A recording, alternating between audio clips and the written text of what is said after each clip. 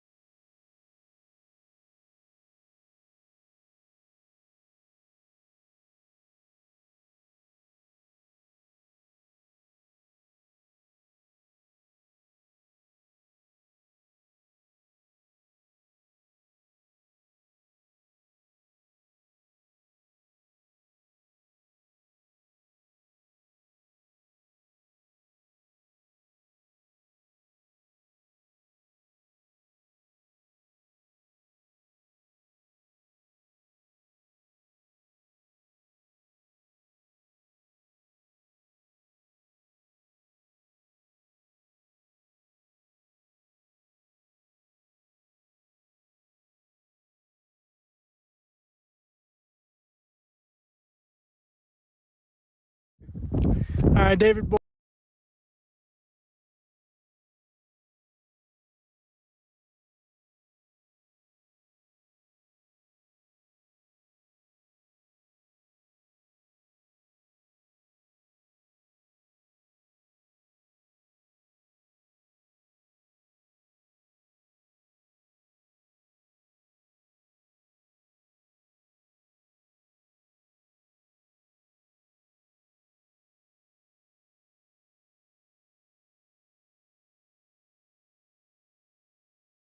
It's Friday Night Lights on Red Rock 92 and StreamUtah.live.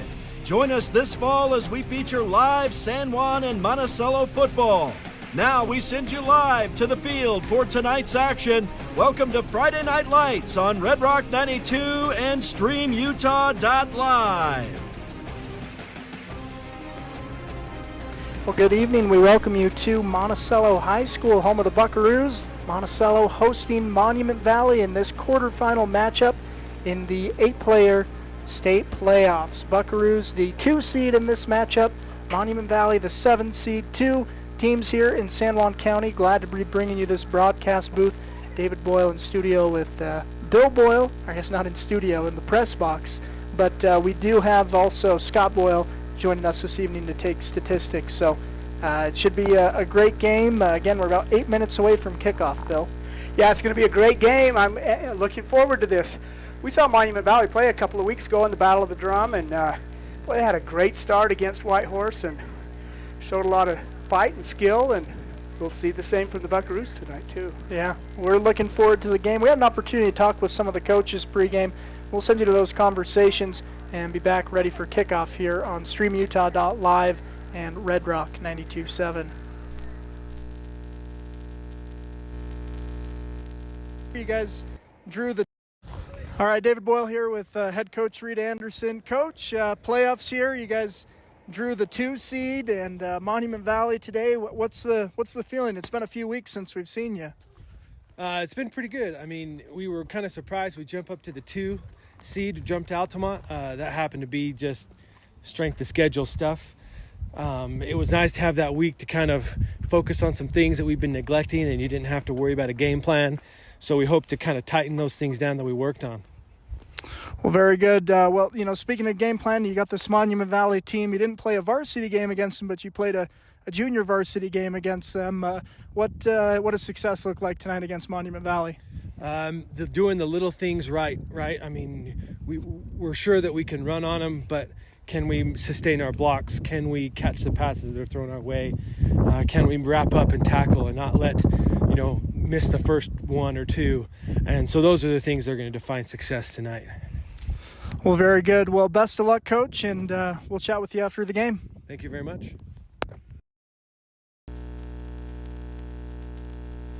Our thanks once again to coaches giving us this time. Again, 2 local coaches, so we were able to chat with both of them this evening.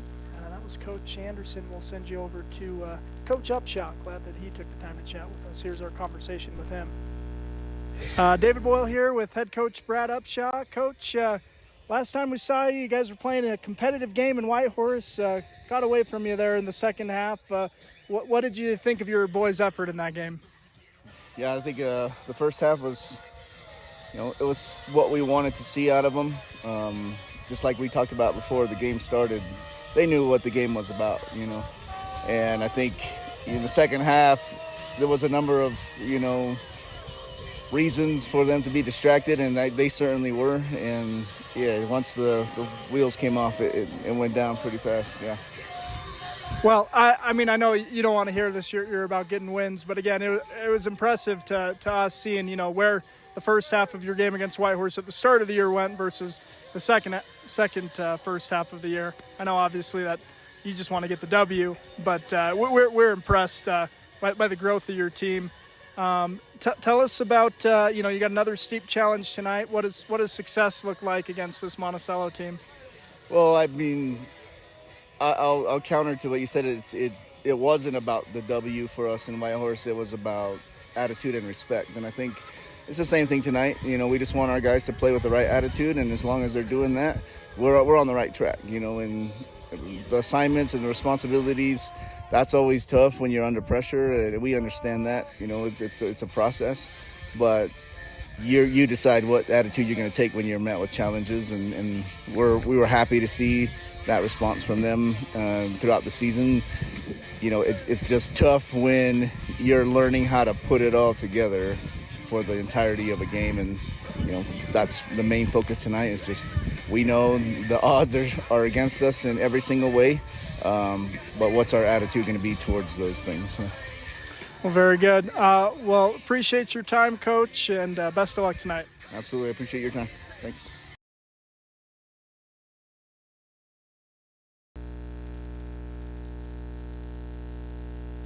Our thanks once again, to Coach Upshaw for taking the time to chat with us. We'll hear from some sponsors and be back ready for the start of this one here on StreamUtah.live and Red Rock 92.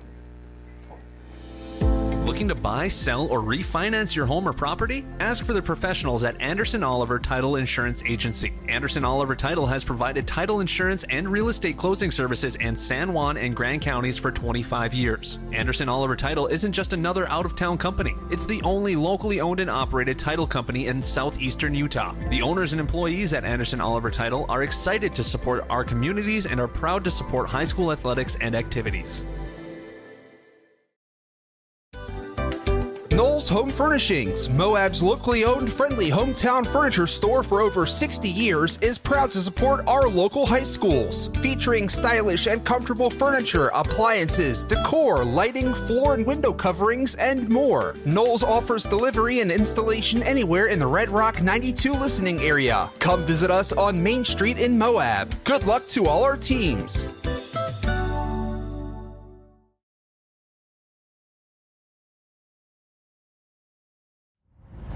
The Chris Black Agency is a proud supporter of Monticello High School sports. Chris has been with Farmers Insurance for more than 35 years and writes all lines of insurance, from autos to homes, life insurance, ATVs and boats, and business. Customer service is the agency motto, with offices in Monticello and Moab. Come by at 97 South Main in Monticello or call 435-587-2230. Let's go Bucks.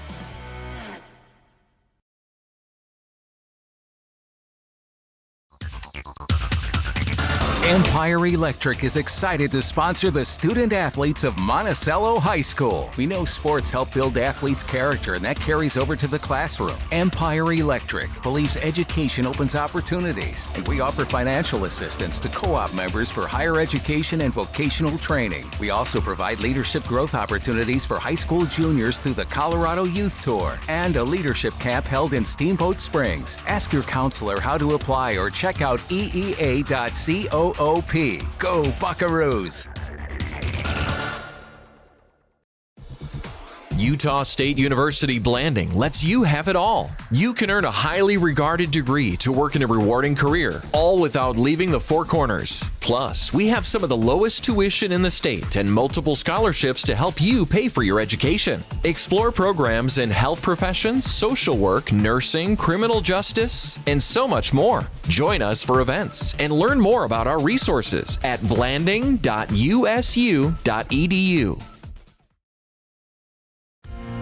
Blue Mountain Foods is Monticello's hometown grocer and a proud supporter of our schools and sports teams. Blue Mountain Foods offers a full-service meat department, fresh deli, bakery, curbside pickup, and more. Check bluemtnfoods.com for weekly specials and online shopping. Blue Mountain Foods is open from 7 a.m. to 9 p.m. Monday through Saturday at 64 West Center Street in Monticello.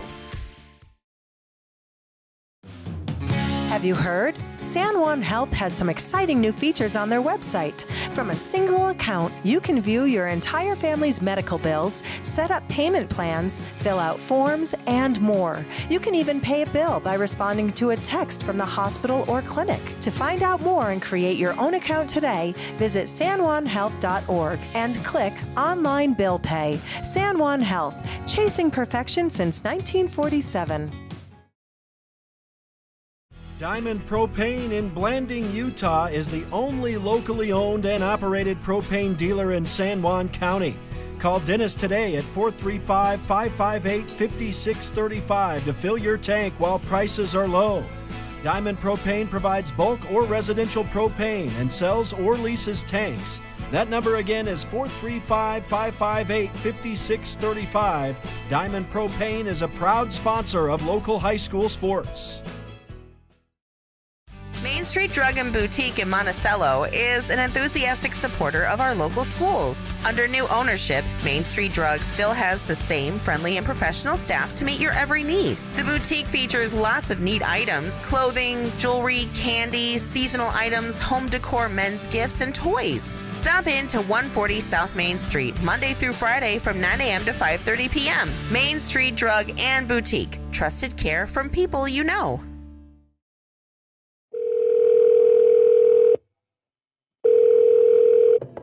Hello, this is Dave's phone. Leave me a message at the beep. Hey, Dad. I just drove past the park you took me to on my 10th birthday. Remember how we fell into this stream? I just wanted to let you know I was thinking about you. Got my back. Love you. Reminding someone of their worth is suicide prevention.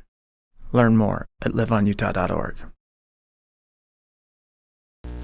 All right, and our thanks once again to our many sponsors. Been following the Buckaroos all year and appreciate their support of these broadcasts, especially as we get to the playoffs. Bill, tonight's the first game of the playoffs for the 8-player football league, and Monticello and Monument Valley lining up across each other.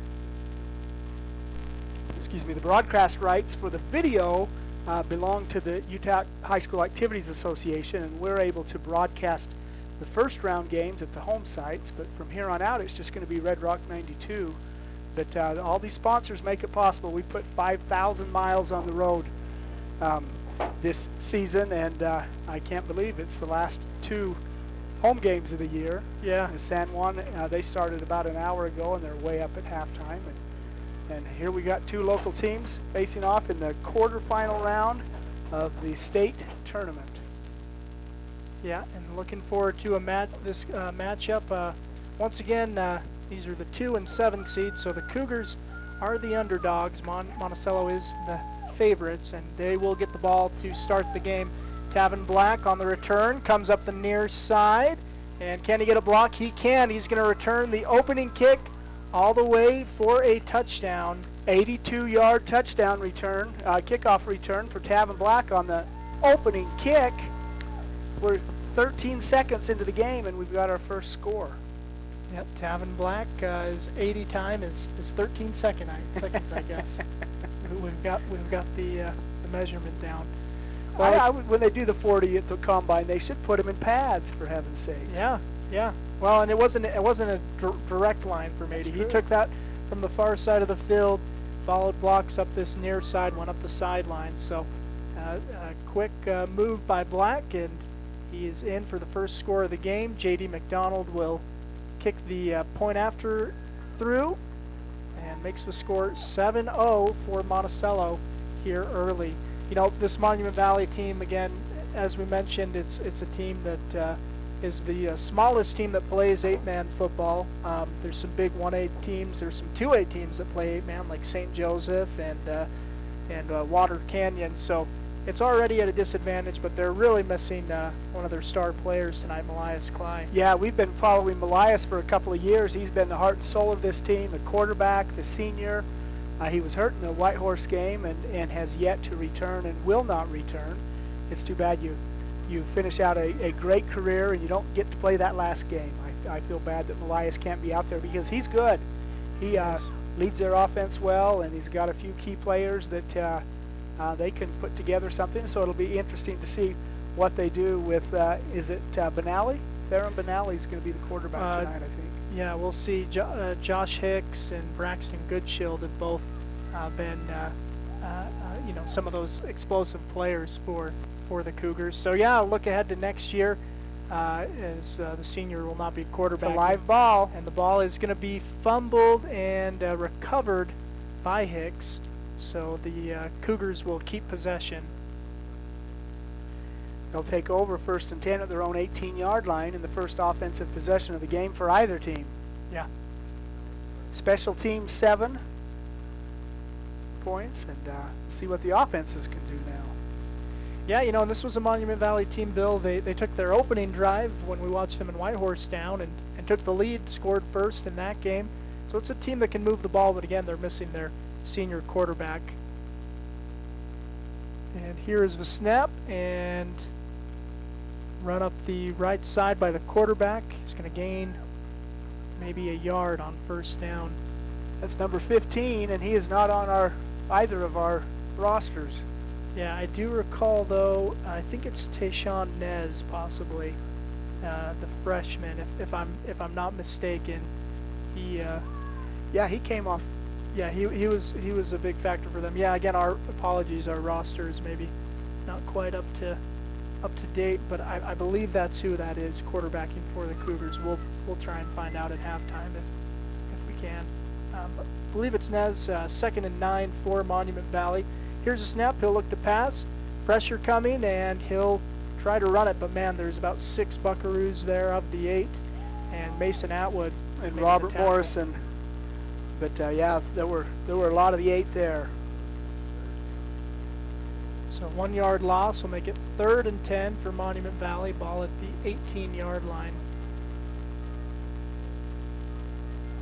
Beautiful night. Sun set long ago, and I guess we'll have one more weekend before daylight savings time ends. But, certainly different than the August games. Absolutely. That sends a man in motion. Now they'll pitch it to the up man, and he'll run for no gain, a loss even on the play. That's Joshua Hicks, who's swarmed. Tavin Black on the tackle there. It's interesting with Tavin. You saw the speed that, that 13-second 80-yard dash that covered 100 yards. Tavin, I think more than anyone on this team, really worked hard lifting weights and bulked up during the year. And as the season's progressed, to me, it seems like he's gained more and more speed, and he's running faster now than he did in August, when he didn't have 2 months of bruises to slow him down. Yeah. Well, 4th down now for the Cougars and a punt. And, they're going to, I don't know if that was a design fake or if he just saw a bunch of Buckaroos coming, but he tries to tuck it up and run and is tackled in the backfield. So Monticello is going to be set up with a 1st and goal inside the 10-yard line. Tavin Black, Mason Atwood in on that tackle. Wow, this is similar in many ways to the other first-round game, or quarterfinal game that we're following. San Juan was able to just pour it on and score a couple points before the opposition even had a chance to touch the ball offensively. Yeah. So first and goal for the Buckaroos. McDonald will send Morrison in motion. Now he'll fake the handoff, throw it to Morrison out in the flat, and he will race for the corner and get it. 6 points for Robert Morrison and the Monticello Buckaroos. And wow, 10-yard touchdown pass from J.D. McDonald to Robert Morrison in the flat. He runs it in, gives the Buckaroos their second touchdown early in the game. 9:25 remaining in the first quarter. With the PAT pending, it could be 14-0. McDonald will kick. Kais was the holder. And the kick is up and through. So 14-0 lead for Monticello over Monument Valley here early.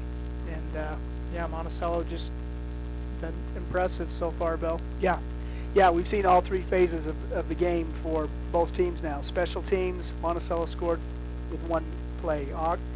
Offense, Monticello scored with one play.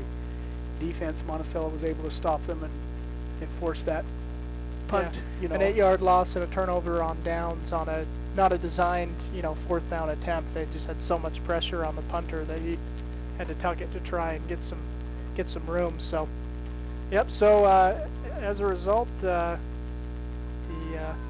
Buckaroos out 14-0 over the Cougars here in the first quarter. 9:25 remaining in the quarter, and Monument Valley will receive another kick.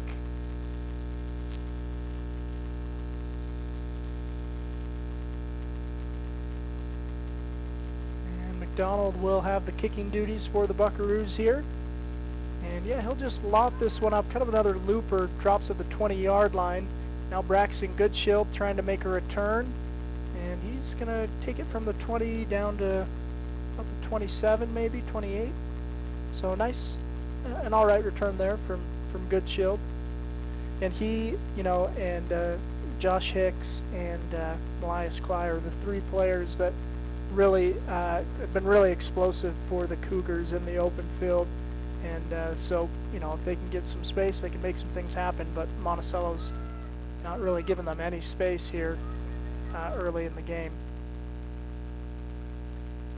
Now a pass, going to sail high, incomplete on first down.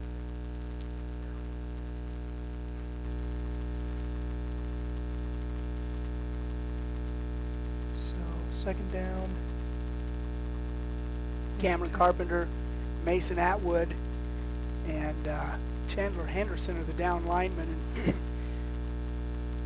Cameron is huge, and he's strong, and he creates havoc for a center. He's right over the center. Quite often we see bad snaps, and you can attribute that to big old Cameron Carpenter. Yeah, you're trying to get Getting that in the center's head. snap as quick as you can, and then just try and slow Carpenter down. He's affected a few snaps. Now a pass is going to be batted down at the line by Mason Atwood. So that'll be incomplete. And it'll make it third down. And we have a timeout on the field by the Cougars. We'll take a timeout as well, hear from some sponsors, and be right back. You're watching StreamUtah.live with Red Rock 92, Monticello 14, Monument Valley 0. Save up to $30 a month on your internet with Emory Telecom. See if you qualify for the Affordable Connectivity Program and apply online right now at affordableconnectivity.gov. Emory Telecom knows reliable internet is more important than ever. Sign up now to save $30 a month. Visit emorytelecom.com or call 435-298-8023 today. Emory Telecom, your local advantage.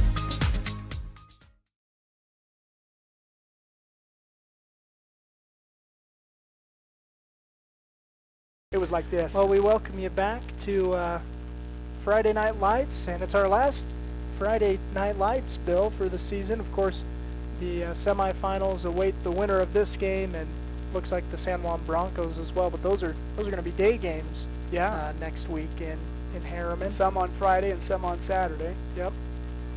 And obviously the end game that teams are trying to get for is the following Saturday. They're at SUU.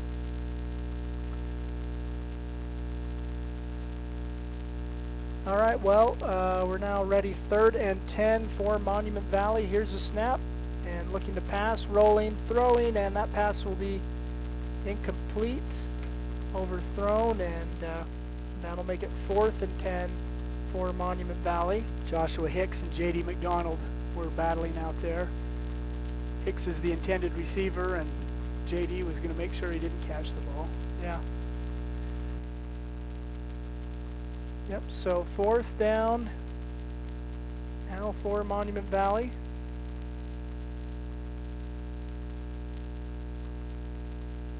And they're set to punt. Here's a snap. Punt is up and is going to drop at the 45-yard line. McDonald will pick it up at the 50 and now tries to make a return down the near sideline, and he'll be tackled about the 26. So a good return for McDonald. And once again, a short field for the Buckaroos.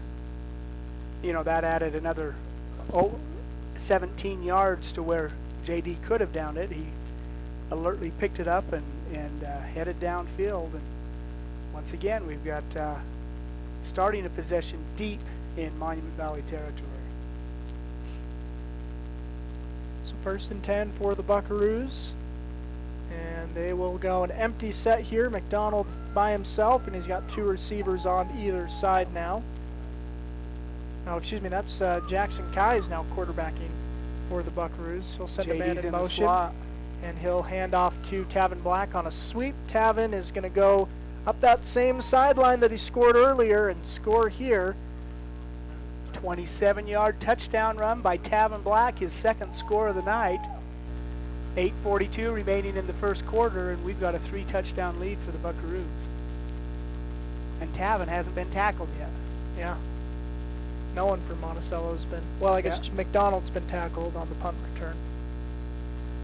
And that's been it. So Monticello putting work in here early in the 1st quarter, a 20-0 lead, 8:42 remaining. Here's a snap, and McDonald's kick this time is also up and through. Jackson barely got that down. That was a nice recovery by Jackson Kai. The snap was just a little bit high, and J.D. was coming. J.D.'s big old foot was on its way, but Jackson got it down, and the extra point was good. So 21-0. Yeah. 8:42. We're just a little over 3 minutes into this game. Yep, Monticello, again, you know, on this early lead, again, with the higher seed, hoping to advance to the semifinal matchup. They take on the winner of Altamont and St. Joseph, and Altamont, the higher seed, and beat St. Joseph just the last game of the regular season. So that's an anticipated matchup. Of course, both those games got to be played, but Carter Rogers now kicking for Monticello here at the 45-yard line, and that will be scooped up by Hicks at the 15-yard line. Makes a move and makes one man miss, but can't make number 2 and 3 miss as he's tackled on the near sideline. Joshua's got good deceptive lateral movement, able to sidestep the first gunner down there, but not the other two. Yep, so 1st and 10 for Monument Valley once again. Ball at the 19.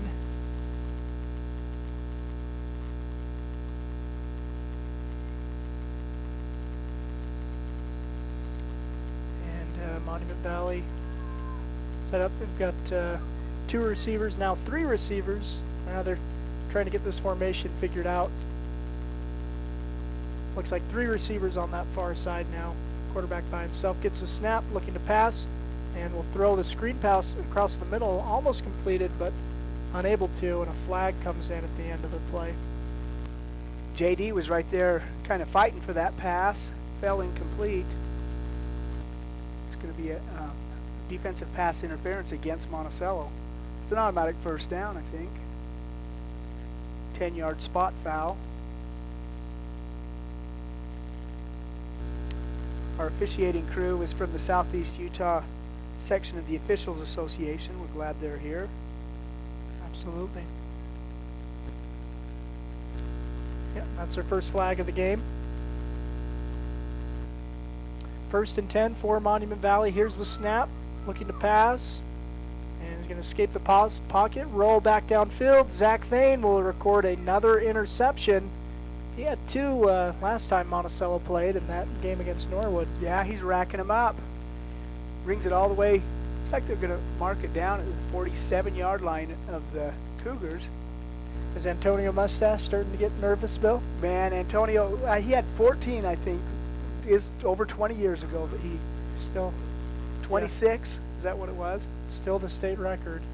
Antonio Mustache played free safety and center field and vacuum cleaner. He did a little bit of everything, but led the nation in interceptions, if I remember correctly. Probably that season. He has a state record for the state of Utah all time in a season. So Zach's got a few more to go, but he's racked up quite a few this season. Got a good nose for the ball. First and 10 for the Buckaroos after the turnover. McDonald looking to pass. Now he'll throw to Robert Morrison, and he'll lose the ball. Fumble, but I think he recovered it. Yeah, he did.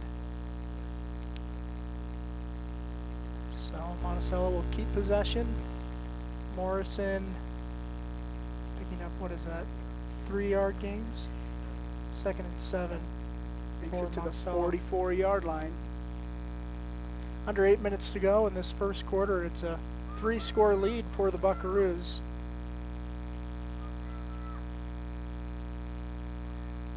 Here's a snap, and McDonald will fake the handoff, now throws. He's got Thane, has to turn around to grab the pass, and then is able to stiff arm out and get into the end zone for 6. That's the second catch for Thane.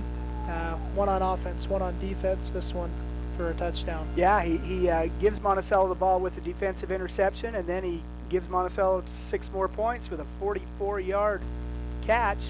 It's probably about 10 yards downfield where he caught that and was able to spin away from the defender and off to the races down the sideline all the way into the end zone. Another touchdown for the Buckaroos. 27-0, 7:31 remaining in the first quarter. Now this snap's going to be low, and McDonald trying to scoop it up. And is he going to get the corner? He is. So the missed snap does not hurt Monticello. They pick up 2 points instead, making the score 29-0 here in the first quarter. So Monticello once again scoring on this game, and they're really rolling. No rust for the Buckaroos after a week off. No rest or no rust. Yeah, we want to take a moment and thank our sponsors this evening. They include a host of sponsors making these broadcasts possible, including Primary Residential Mortgage, Four Corners Electric, Napa Motor Parts, Flights Gymnastics, Bradford Tire, Canyonlands Tire, Innovation Medical Group, Calling K's, Pick-a-Stitch Embroidery and Apparel, Burton Orthodontics, Abajo Adventures, Red's Ace Hardware, Southeast Utah 7-Eleven stores, amongst our sponsors. Thank you for making these broadcasts possible. Encourage you to do your business with these businesses as they support these broadcasts of local teams. And a flag's going to blow the play dead offsides by the Buckaroos, looks like. So they'll go 5 yards back. Try again.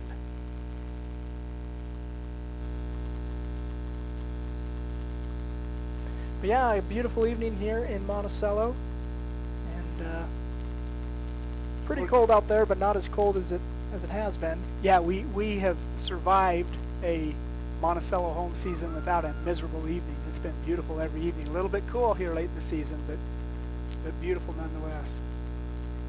This ball will be picked up by the up back. He'll pitch it and then makes a nice block. Number 32 with the heads-up play there. Tobias Gray. Yeah, he was All-State for Monument Valley. I think third team All-State maybe last year. And yeah, picks up the ball, pitches it back, makes a good block, and he really helps anchor that front, offensive and defensive front for the Cougars. Joshua Hicks was who he pitched it to, and Hicks was able to bring it out to about the 31-yard line, where the Cougars will take over 1st and 10. First and 10 for Monument Valley. Again, ball at the 29. 7:20 remaining in this first quarter. A 29-0 lead for Monticello over Monument Valley. And a trip to the state semifinals on the line.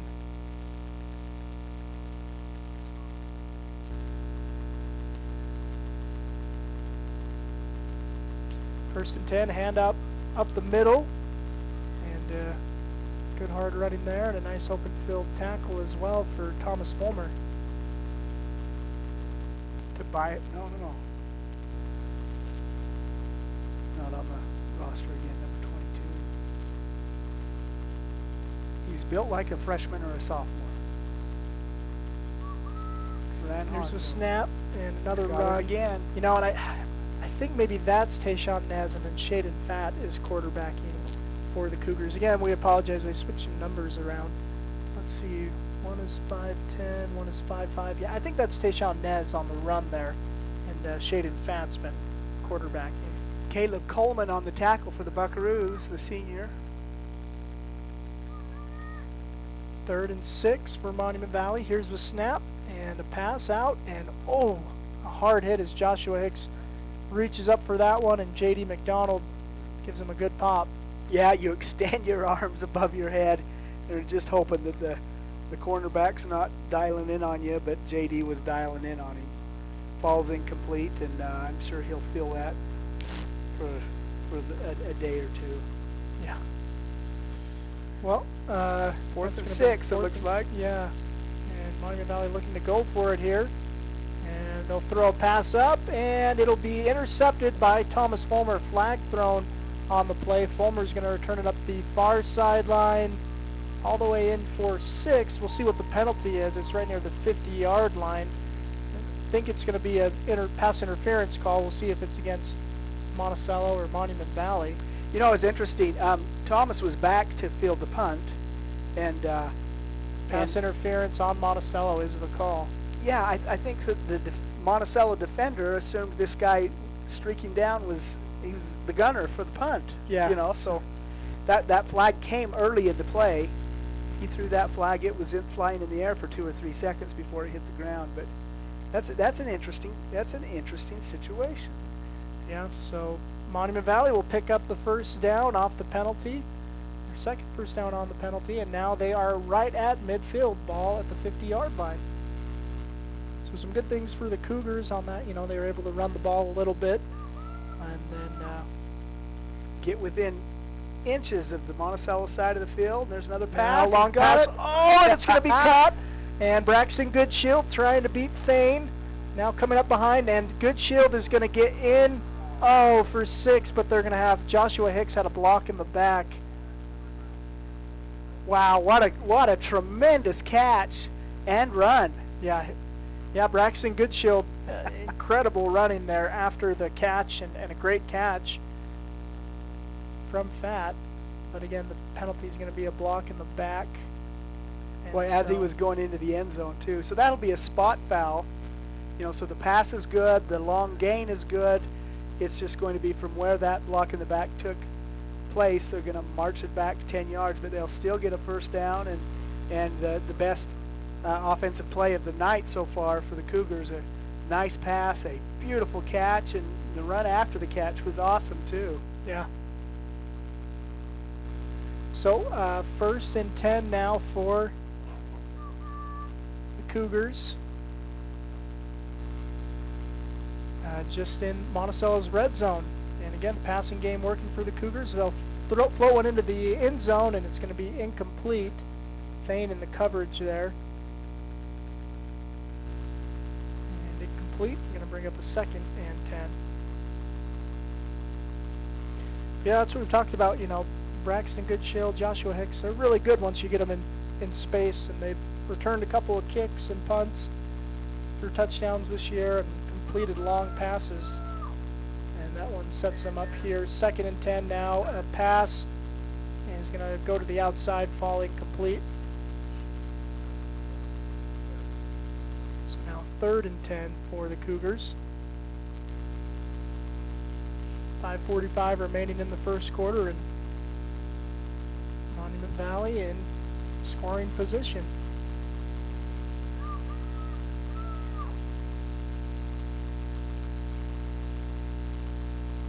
Back gets a snap, looking to pass, got a lot of time. Now he's going to throw it to the end zone, and it'll be Carter Rogers. He's going to take it out of the end zone and be tackled at about the 1 yard line.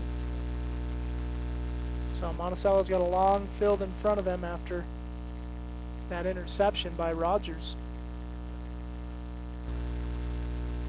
It's at the 2 yard line, I guess. So long way to go for the Bucks after having short field for 3 possessions in a row. So a different challenge for the Buckaroo offense. 1st and 10 for Monticello. And they own the 29-0 lead here in the first quarter.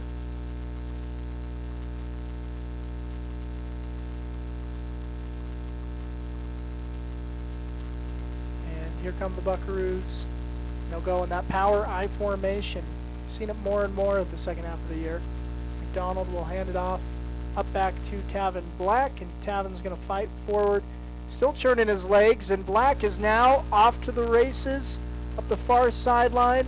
He'll be tackled for the first time tonight at the 50-yard line. 48-yard gain for Tavin Black, who was determined to make it 3 touchdowns for 3 touches, but it was really Joshua Hicks brought him down right as he was the safety valve. He was the last gasp there, but he brought him down. So 1st and 10 for the Buckaroos right at midfield. 1st and 10 at the 50-yard line. And Monticello again will go in that I formation look. Here's the snap, and now McDonald will keep it himself on a run. And he'll make a man miss. Good downfield blocking by Carter Rogers. And McDonald will get in on the 50-yard run. 50-yard touchdown run. A 98-yard 2-play drive by the Buckaroos. Yep. Picked that up in 2 chunks. 48 yards, 50 yards. Yeah. They divided it up almost exactly. Yeah. So point after attempt for the Buckaroos. They are up 35-0. You know, JD is just an excellent open field runner. You know, he zeroes in on the defender, goes right at him, and then goes one way or the other, and that it works so many times just to get right by him. Another kick up and good. So he followed Carter's downfield block really well too. Yeah, and it was a good block for Rogers downfield. That's what you want from your receiver. So 36-0 lead for the Buckaroos here in the first quarter. Let's go to commercial. We've got some technical issues we need to work on. All right, we'll be right back here on StreamUtah.live and Red Rock 92. Life is a series of cherished moments, filled with milestones that define our journey.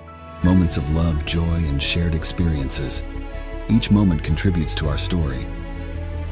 As each chapter unfolds, our experiences shape us, defining who we are. When it's time to celebrate a life, ensure your loved ones are remembered with the grace, dignity, and individuality they deserve. San Juan Mortuary, celebrating life, honoring memories, transcending tradition.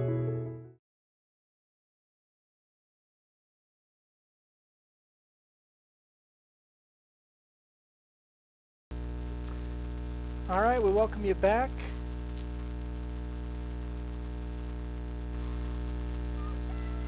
And Monticello ready to kick this one away. Nice kick to the 20-yard line. It's picked up on the run by, that was Joshua Hicks, I think. Big old pile of white and black jerseys right in the middle of the field. Monument Valley's going to take over at the, looks like the 38-yard line, so an 18-yard return there. I think the kicker on that for the Buckaroos was Tristan Felix, freshman out there. That's a good kick.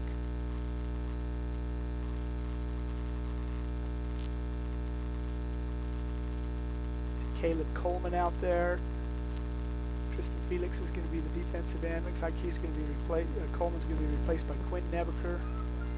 Mills guard. Jaden Camacho. Yep, so some underclassmen on the defense for the Buckaroos now.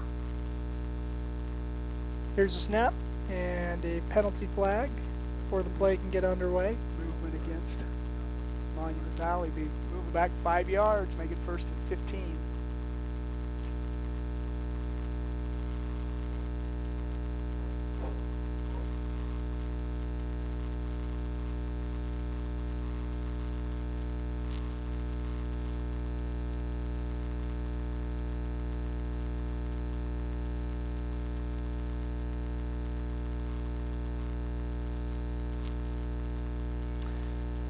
So 1st and 15 now, and Fat rolling out, and he's going to gain the yards lost on the penalty as he runs out of bounds. Oh no, it's right at the 38, isn't it? I thought he went out at the 40.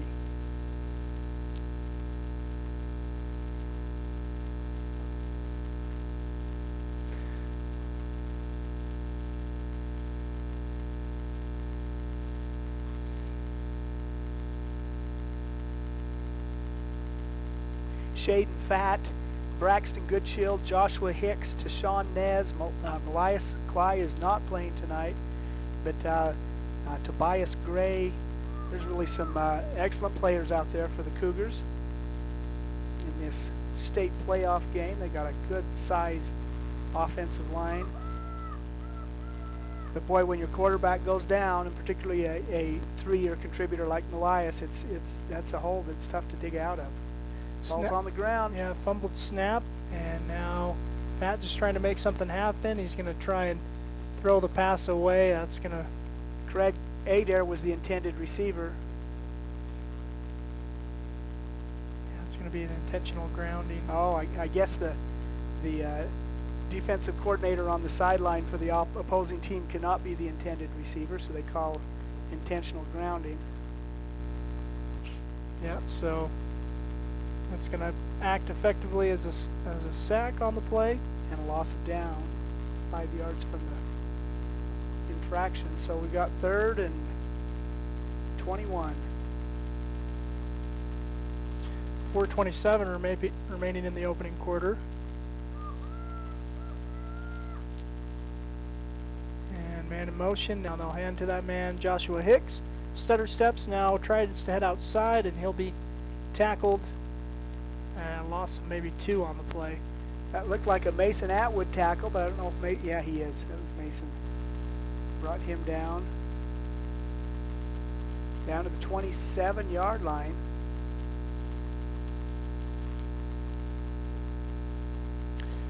So 4th down coming, 4th and 20 yards to go for Monument Valley. Joshua Hicks is back to punt. No one deep for the Buckaroos. Well, they heard me. Sending a man back now. John Punt is Lieber. away.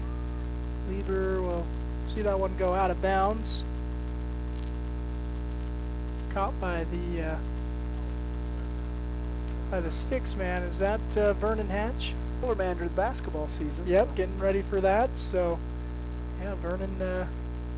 Nice reception. Yeah, it really was. You know, he caught it with one hand because he wasn't going to let go of the yard marker, so it was really an impressive catch. Sure-handed, Vernon Hatch. Yep. Yeah, nice catch, Vernon. Yeah, we'll look forward to his insights in basketball here not too far away as we're in the postseason, obviously. So, 1st and 10 for Monticello once again in Monument Valley territory.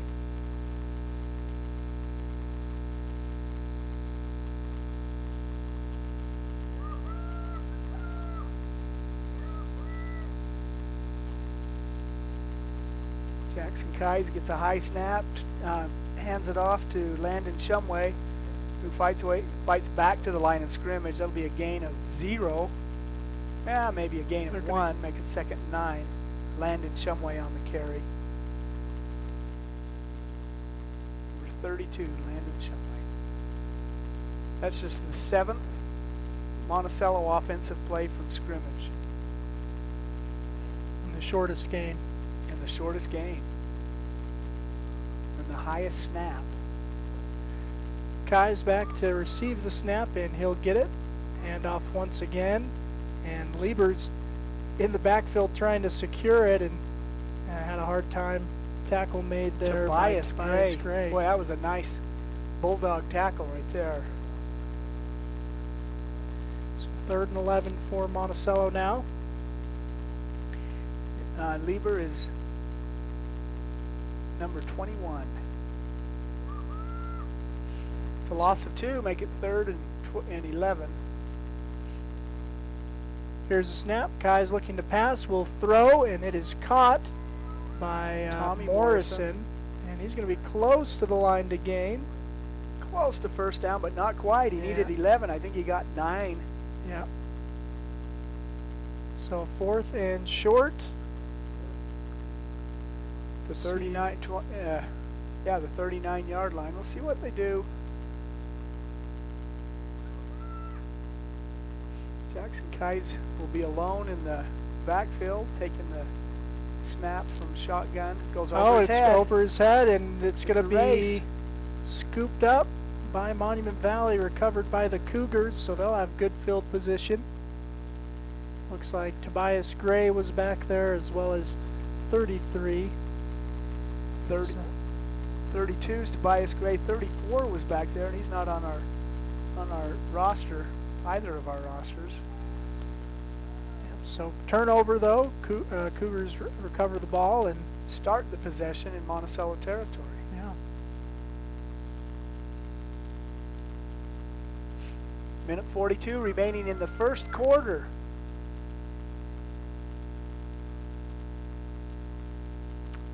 Matt in the gun gets a snap, looking to pass, and it's going to fall incomplete. Tommy Morrison had a decision there. Is he going to go defend the receiver? It was almost possibly a interception, but he was meeting his assignment, which is to focus on that receiver and stop him, so it falls incomplete. So 2nd and 10 for the Cougars. Here's a snap and handoff up the middle. Good running there from Hicks. On 2nd down. Looks like, go ahead, Bill. Just saying the quarterfinal round of the football always comes during the state volleyball tournament, so we have a little bit smaller crowd than you generally get on Friday night in Monticello. A lot of people following the Lady Buckaroos at Utah Valley University. There's a snap now. Lodi throwing one downfield. The good shield. And he'll cut it up inside. Again, we've seen good running from him, but a nice, sure tackle made by the Buckaroos there. Looks like that's number 20, maybe. Skylar Peterson making the tackle for the Buckaroos. That was a nice pass and a nice catch, and as we know, Braxton is a good runner once he catches the ball, too. He had that one touchdown that was not called back, but was nullified because of a downfield block. But it's his second nice reception of the game. Here's a snap and handoff and hit immediately. Joshua Hicks is hit and hit hard. Caleb Coleman with the tackle for the Buckaroos. Very nice. Caleb is a nose guard. He's a little bit undersized compared to Cameron Carpenter. Yeah. But he does a good job there. Runs a nice play. Yeah, so a loss on the play. Under 30 seconds to go in the quarter. Here's a snap. Rolling is fat to the left and trying to get a block, trying to get the corner. And he'll be tackled on the near sideline. Really nice pursuit by the Buckaroo defense to extend that play. It looks like the tackle was made out of bounds, so that'll stop the clock. 17 seconds to go in the quarter. And a 3rd and 8. 3rd and 9 about for Monument Valley. Ball at the 14-yard line.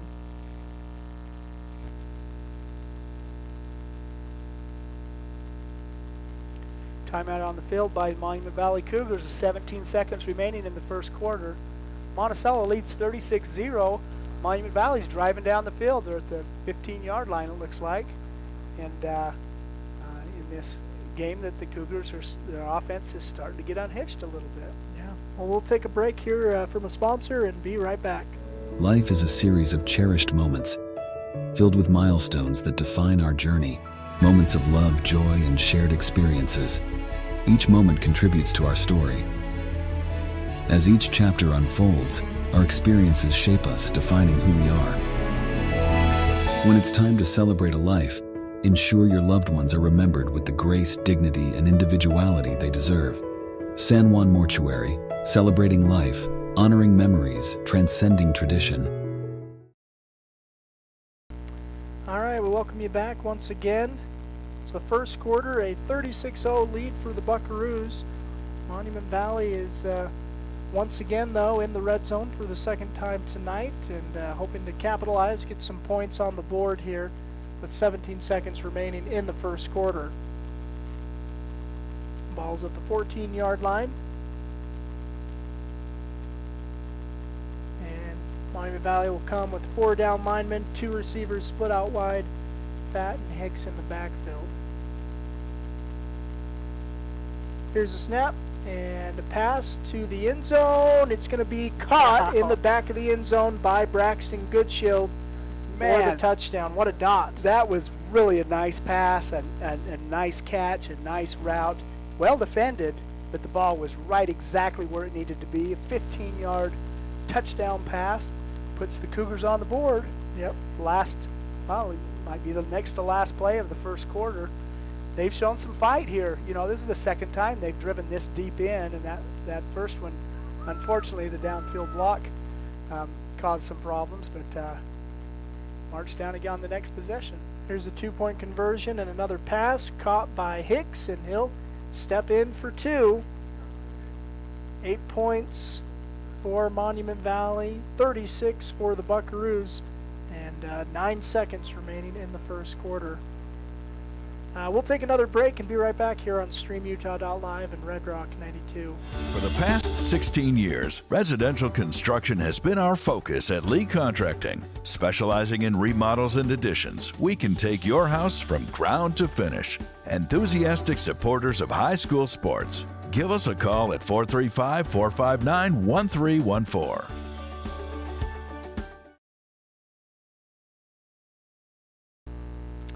Very good. Once again, welcome you back to Monticello High School. Monument Valley gets their first score of the game here in the first quarter, makes a score 36-8, favoring the Buckaroos.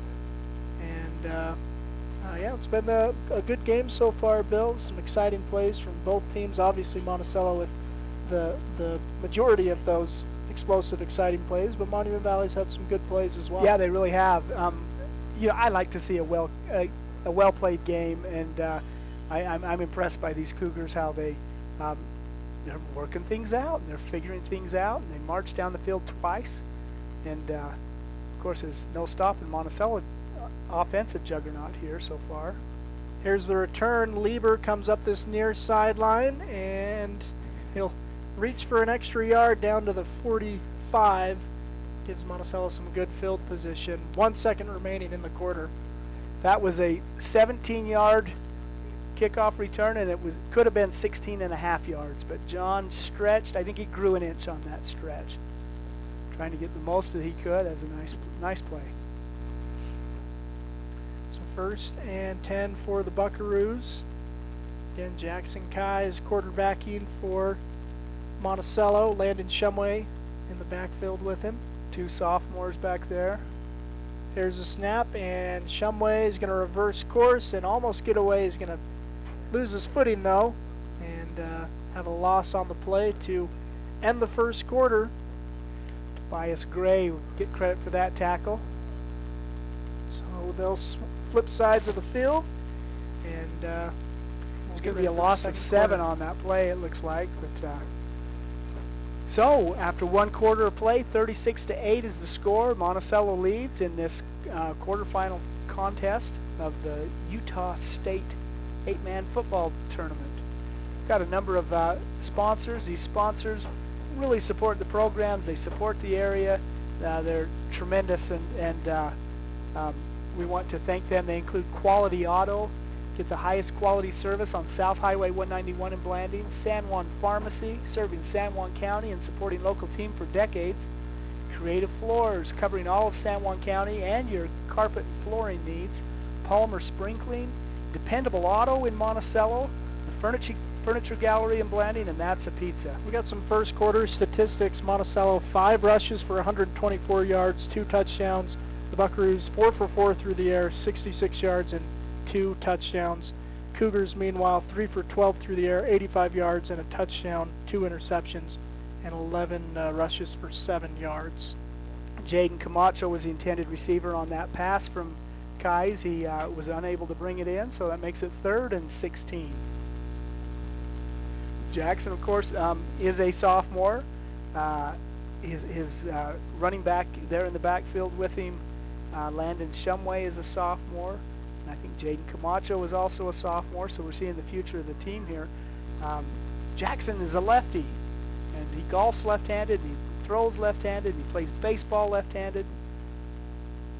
Yeah, throws that pass left-handed. It's going to be just short of Tommy Morrison, and it'll fall incomplete, bringing up a 4th down for Monticello. And the first obvious punting play, of course, their last first down, they may have been going for that quick punt, but we don't know. The snap went over Kai's head. But this one, 4th and 15, is an obvious punting situation. Boy, and it seems it's a critical thing in 8-man football that your quarterback, if he can also punt, that really gives you an advantage. Kais kicks that off. Picked up by and tackle Joshua made. Hicks, I think, was the man who got that. A little bit slow coming up, but first down for Monument Valley, 41-yard line. Skylar Peterson and Tommy Morrison on the tackle there. Yeah, here early in the second quarter, Monument Valley will get another possession. First down and 10 at the 41-yard line. And it looks like maybe a penalty. Didn't quite see. I don't know if that was a spot foul or was that 15 yards? Anyways, it's going to flip the field, Monument Valley in Monticello territory to start this possession. Wow, I'm sorry that I missed that. We were focused on the result of the punt here. Somehow, there's a penalty against Monticello. Gets them down to the 37-yard line. 20 yards at least on the mark-off. And another pass deep downfield is going to go and fall incomplete. 2nd and 10 for Monument Valley. And the ball there at about the 37-yard line. Yeah, the Cougars have had some success throwing the deep ball. Yeah. That's been... and that was the case a few weeks ago when we saw them play the White Horse Raiders. Braxton Goodshield caught a couple of, well, that first touchdown to take the lead against White Horse was on a pass from Clyde to Braxton. Yeah, a false start is going to be called on that play, so 5-yard loss for Monument Valley. I noticed in the warm-ups, Monument Valley, one of their guards was jumping off sides in the warm-ups. I think that call was against that player. Yeah, there's quite a bit of movement there. It wasn't necessarily a very fluid start to the play, and so as a result, 5-yard loss, 2nd and 15 for Monument Valley.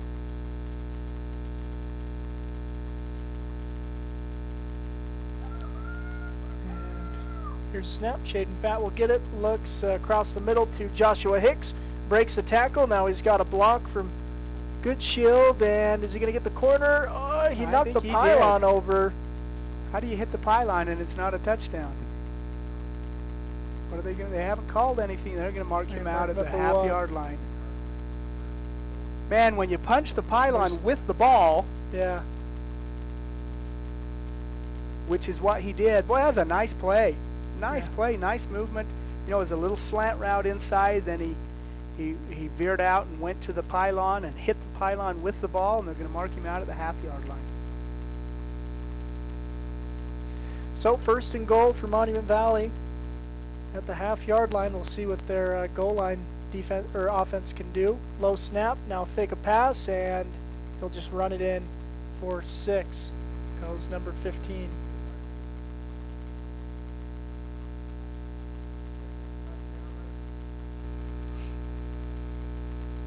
Second score of the game, 36-14, with 11:18 remaining in the first half. So a 22-point Buckaroo lead.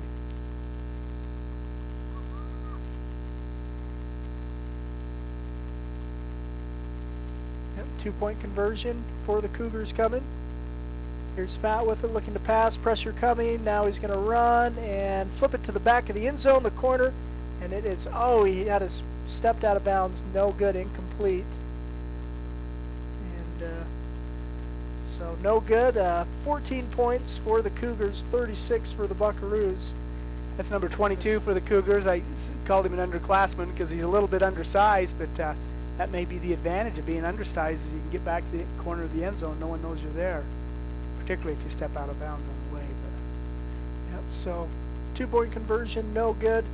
But touchdown is good for the Cougars, a 36-14 lead for Monticello. Monument Valley with the last 2 scores here in the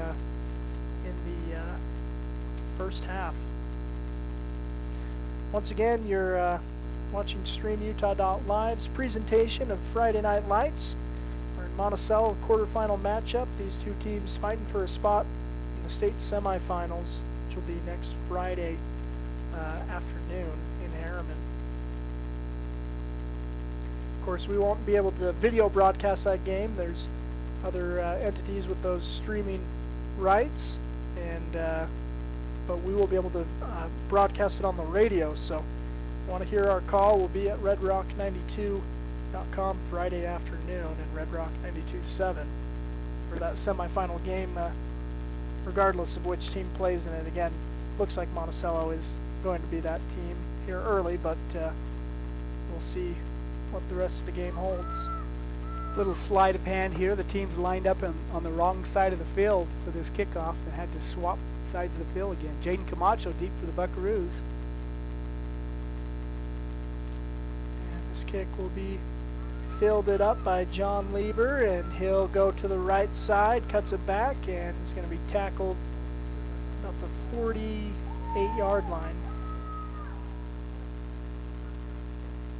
So first and 10 for Monticello, and this underclassmen team has not been able to move the ball on Monument Valley yet. See if they can on their 3rd possession.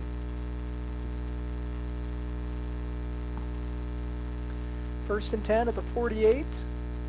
Good field position for the Buckaroos.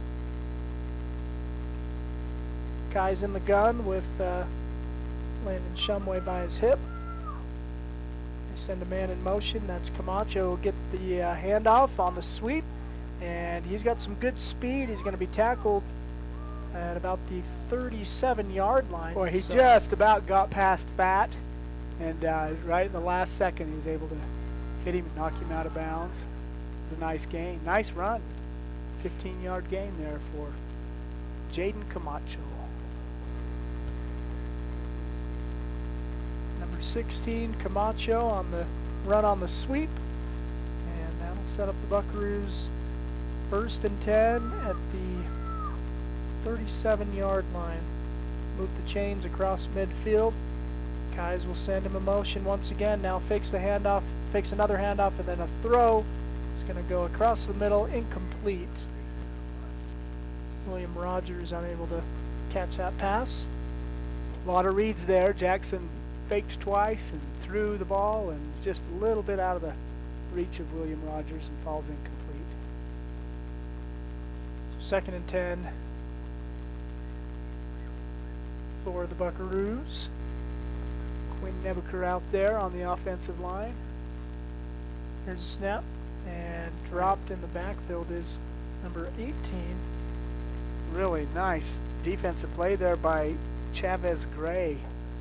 Tristan Felix was the ball carrier for the Buckaroos, but yeah, Gray with a nice tackle.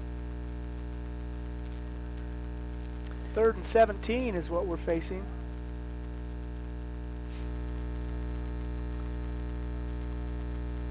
26 and 81 also on the line for the Buckaroos. Seth Taylor and Peyton Hatathly. Guys will throw a bomb downfield and just can't complete it. Ball incomplete. Bring up a 4th down. Tommy Morrison, the intended receiver. Well, that was a beautiful ball. Nice spiral. Just a foot or two too far. Yeah, and I think there was maybe possibility Joshua Hicks was coming from the safety position. I don't know if there was a consideration. If I catch this, I might get my bell rung. But I couldn't quite get to it regardless. And so 4th down now for the Buckaroos. 4th and about 15. And Kai's in the gun. They will run a play. He'll throw across the middle, and it's going to fall incomplete. Lieber tries to pull it in, unable to do so, and so a turnover on downs. That's Jaden Camacho, the intended receiver. Camacho, that's right. Couldn't quite bring it in. Yep. And again, these underclassmen numbers, ones we're not as familiar with. Yeah. We will be in the coming years. Yeah, but, a lot of sophomores out there. There's a good junior, freshman and sophomore class, and they'll get some good playing time in a playoff situation. 1st and 10 for the Cougars now.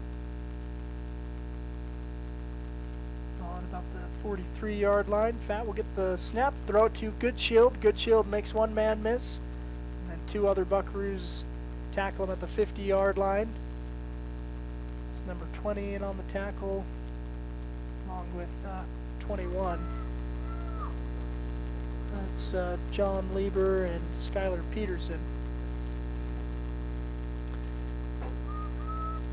Gain of 7 there, and now Fat looking to pass. He'll throw, and it'll be intercepted by the Buckaroos. That's Rogers. There's a penalty flag thrown, though. The hold against Monument Valley will be declined by the Buckaroos. Turn the ball over. William Rogers. A nice catch. Yeah. Nice movement to get there, and he landed and slipped once he landed, but nice dexterity to jump up and catch that ball and get the interception and give the Buckaroo offense another chance here. 9:10 remaining in the first half. Penalties decline. Now it's 1st and 10 for the Buckaroos at their own 32-yard line.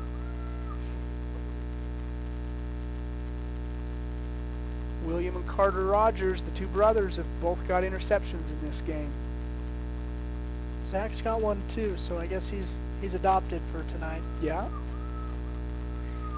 1st and 10 for Monticello following the interception. And guys will just hand it off to Shumway. Shumway with some good running in open field. Down the far sideline, he's going to be knocked out of bounds at the 35-yard line. Landon showed a really good burst of speed when he got that ball. There wasn't much of a hole there, but he saw one, and he squeezed through it. A 33-yard gain by Landon Shumway. Moved the ball all the way down to the 36-yard line of the Cougars. Give Monticello a 1st and 10. That's a nice play. A big pickup, and Monticello once again on the other side of the field now. Now Kaiser gets a snap. He'll throw, and Camacho just unable to bring the catch in. So 2nd and 10 coming for Monticello. Under 9 minutes to go in this first half, and man, that first quarter was rolling quick, Bill.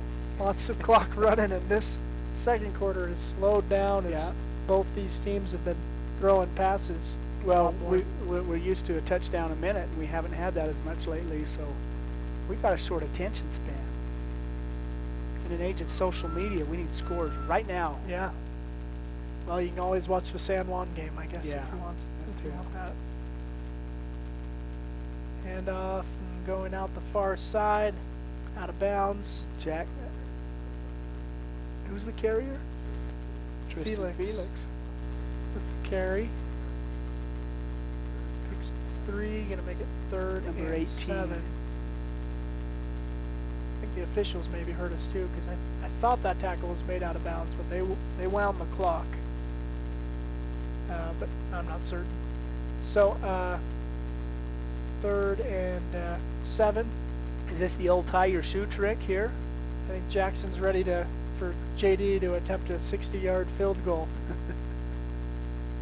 3rd and 7. Boy, Monument Valley thinks it's 4th down. They've got a player at the end zone waiting for a punt. There's only 3rd down. Loss of 4 will make it. Now we've got 4th down. Yeah, that snap obviously fumbled, and guys had to just jump on it to cover it up. And 4th down and 12 coming for the Buckaroos.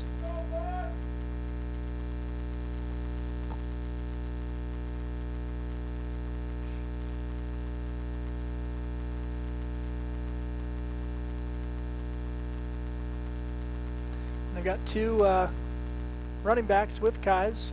Last time on 4th down, they also attempted it. Throws a little swing pass, and looks like he's going to get the 1st down and more. Shumway is going to be pushed out of bounds. Wow, up the 6-7 yard line. That was a nice run by Landon. It looked like he was going to get stopped short of the 1st down, and he had a couple little jukes right there, and it looks like he's going to get a 1st down now, and then next thing you know, he's another 25 yards downfield before he 37 yards on that 4th down and 11 play, all the way down to about the 6-yard line, it looks like. 1st and goal for the Buckaroos. Kai's in the gun, gets a snap, hand off up the middle. It's Landon Shumway once again. Looks like he's going to gain 4 yards. It's hard to see in that corner of the field, but yeah, our vantage point is not the best for that corner, but it's pickup. It's going to be 2nd and goal at the 4-yard line for Monticello.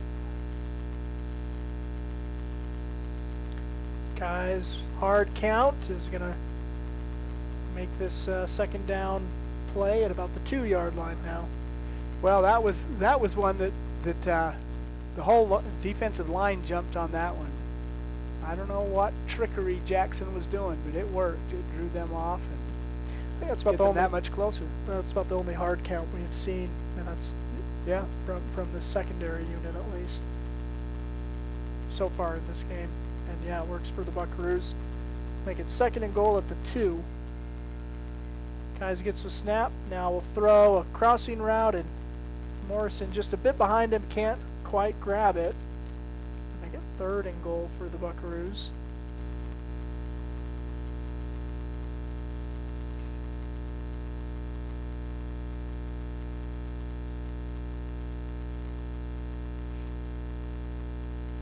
Monticello 2 yards away from adding to their lead. They're up by 22 right now. So many of these games we consider a running clock, but we're still 2 scores from that. Kai's in the gun, gets a snap. It's low, picks it up, and tackle's going to be made short of the goal line. Shumway got a yard, needed 2, so 4th and 1 to go for the Buckaroos. Yeah, this is an extra point attempt here that could be 6 points. 1 play from the 2-yard line.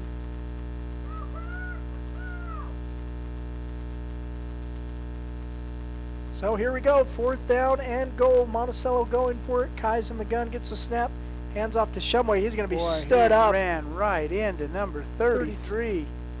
And 32, Tobias Gray down there. Again, our apologies. We don't have all these numbers for 33 as well, but great tackle there. Great defensive stand for Monument Valley. Nice defensive stand for the Cougars. 6:27 remaining in the 1st half. 36-14 is our score. 1st and 10 for the Monument Valley Cougars.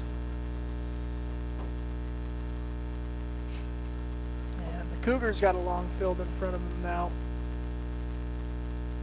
98 yards to go, and takes a pass, now looking to run, and a good tackle there by Lieber. John Lieber pulled him down. Shaden Fab had a nice stiff arm, but Lieber held onto that arm and turned it into a takedown. Lieber getting ready for the wrestling season. Yeah. Man, a stiff arm like that is such an annoyance, and he did the right thing. Okay, I'll grab a hold of that arm, and I'm not going to let it go. Yep. Gain of 1, make it 2nd and 9. Back gets with snap, looking to pass. Now, miscommunication on that route. Pass incomplete. Joshua Hicks was the intended receiver, but he had abandoned the spot where the ball was thrown. So 3rd and 9 for Monument Valley. Calls at the 5-yard line. Yeah, again, Monticello jumped out to a big lead early, but this game has been pretty good, entertaining back and forth here. Yeah. With the underclassmen in and Monument Valley moving the ball. Yeah, they are. On these underclassmen teams. They also moved the ball on the varsity team on that big completed play, but the Buckaroos stiffened up on that big play. So 3rd down and 9 coming. Be timeout on the field. Cougars will take a timeout. We'll take one as well and hear from some sponsors. Be right back here on StreamUtah.live, Red Rock 92. Desert Rivers Credit Union is proud to team up with the communities in our corner of the state. A nationwide network of ATMs and branches, full line of mortgage products, local decision making, low fees, and great rates for every credit score are just a few of the things we bring to the team. And to top it off, we are for people, not profit. Come by and meet our team at one of our 4 branch locations or visit desertriverscu.com. We love our communities and are proud to support our youth. All right, we welcome you back. 3rd and 9 coming from Monument Valley. They trail 36-14. 5:45 remaining in this first half. And we've got to thank our officials. Yeah, our officiating crew tonight, the referee is Justin Blackham, umpire Vaughn Olson, the line judge Jim Swenson, linesman Mike Brown, and back judge Russell Wilkinson. They're from the Southeast Utah Football Officials Association. It was a bit of a incident in northern Utah this week. Sometimes these officials don't get the credit that they're due. 3rd and 9, low snap. Not looking to pass. He'll launch it downfield and way downfield, and Hicks couldn't see it, and even if he could have, he couldn't have got to it. So 4th and 9 now for the Cougars. Nice catch on the sideline by a Cougar assistant coach. Yeah, you know, again, these officials, you know, it's one of those thankless jobs. You don't really notice them unless you think they make a mistake, and guess what? Sometimes they make mistakes. Yeah, but they do a pretty good job, and we appreciate their work. These games aren't possible otherwise. That pass is going to be incomplete on 4th down. Nice defense by Jaden Camacho to hit the receiver just the second the ball got there. So that turns over on downs at about the 5-yard line. Yep. This is a very short field for the Buckaroos. This is where they were before. They had 1st and goal. Weren't able to punch it in. Monument Valley had a pretty nice defensive stand there to keep them out of the end zone. Now they've got 4 more plays. Hard to do twice. We'll see Yeah. if the Cougars can do it. But yeah, 1st and goal for the Buckaroos at the 5-yard line. See if Monticello can punch the ball in. Kai's the quarterback. Shumway by his side. Send a man in motion. Hand off to that man, and Jaden Camacho will get the corner and get 6. Touchdown for the Buckaroos. Well-designed play. Stretch this field out a little bit. You know, get the defense moved out a little bit and put some speed in there to get that ball. Jaden moves real well and in motion when he got the ball, and then gets the ball and off into the end zone. Nice touchdown. Yep, touchdown, and Lieber now will kick the extra point for the Buckaroos. There's a snap. Kick is up, and no good. No good. So the score remains 42-14. Monticello leading over Monument Valley. Buckaroos' first score in the 2nd quarter. Yeah, after a dominating first quarter. It's a pretty interesting 2nd quarter. The Cougars have shown some fire here. Yep. A couple of offensive drives and a nice defensive stand.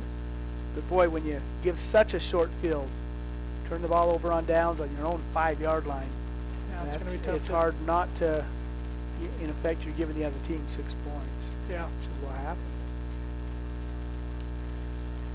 Well, Monticello again will kick off to the to Monument Valley. You know, you mentioned volleyball, Bill. Both Monticello and Monument Valley active at the 1A state tournament. They both won their first round, or I guess second round game of the tournament, and then both fell in the quarterfinals. So they're both looking to battle back tomorrow, see if they can't place 5th in that state tournament. Yeah. They'll be on either side of the bracket for Yeah, each other. both had 3-0 wins in the first game today and looked good in that second game. You know, the competition tightens up a little bit, and they showed a lot of fire, but were unable to win. San Juan Bronco, the Lady Broncos won their first game today, too. Yeah. Their reward, though, is the number 1 seed up next. Not sure what's happened in that game, but Joshua Hicks gets that kickoff and goes out of bounds at about the 32-yard line. Landon Shumway, number 32, gets the stop at the 32-yard line. A lot of underclassmen getting some good time there. Michaela Lansing headed out onto the field. Peyton Hatathley. yeah, Mashai has been one of those players. She plays football. She also plays basketball. She's been putting a lot of work in at the open gyms, and seeing some improvement from her. Here she is on the football field, and boy, there's a lot of Fat. pursuit. Yeah, Fat rolling around, scrambling, and finally throws the ball away. Incomplete. I think 6 of the 8 Bucks were within a foot or two of Fat on that play, but could not quite reel him in. Finally throws it away. 2nd and 10, incomplete pass. So 2nd and 10. Again, ball at the 32-yard line. 5 minutes remaining in this first half. Fat gets a snap, looking to pass, and will throw across the middle. Incomplete. Tommy Morrison on the defense there. The intended receiver is number 25. Boy, we got lots of different potential names and numbers, and we are once again apologize that our rosters are not necessarily updated. 3rd and 10 coming for the Cougars. 5 minutes remaining in the first half. And they'll hand off up the middle. Good open field tackle by the Buckaroos there. That's Lieber. I was going to say that looked like a good wrestler takedown there. No gain on the play. Going to make it 4th down and 10 for the Cougars. Yeah, the runner got the ball and just was immediately ran right into John. 4th and 10. Punting situation, but that hasn't meant punts tonight.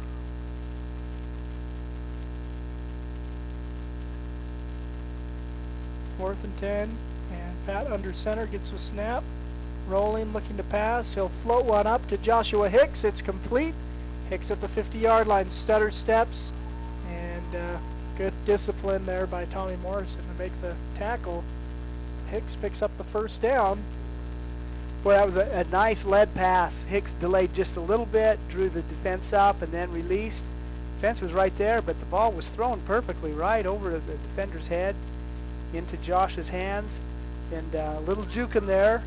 A nice little run, finally brought down in Buckaroo territory at the 46-yard line. 4 minutes remaining in the half. Here's the snap. Now looking to pass, and he's going to lose on the ground. Ball. Lots of Buckaroos there. I think they're going to recover it.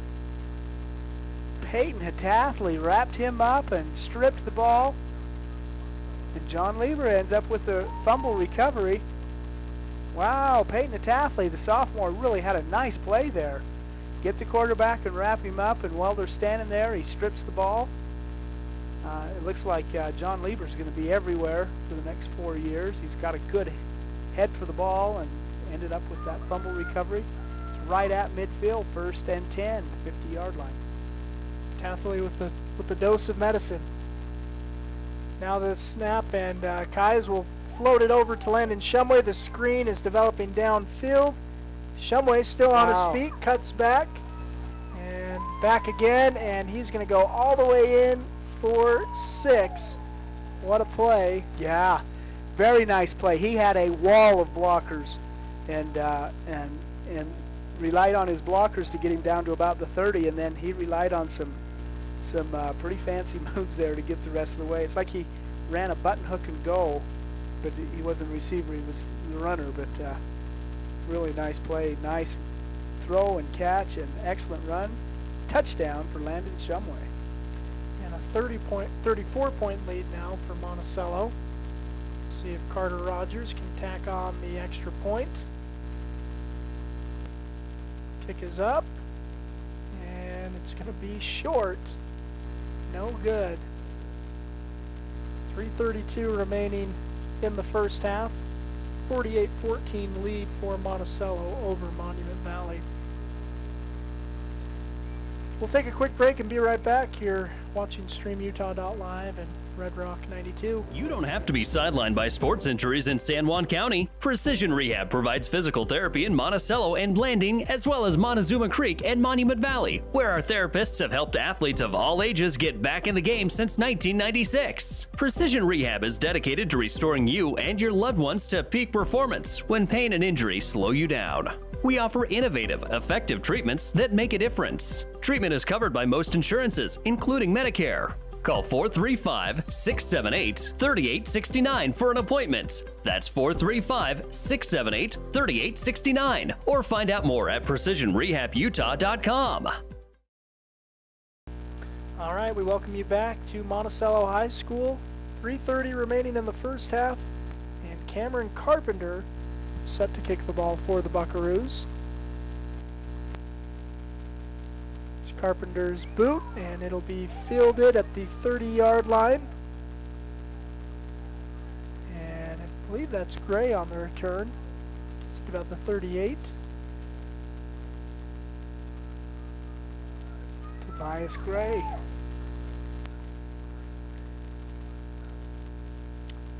So that'll make it 1st and 10 for Monument Valley. And about the 38-yard line. 3:23 remaining in the first half.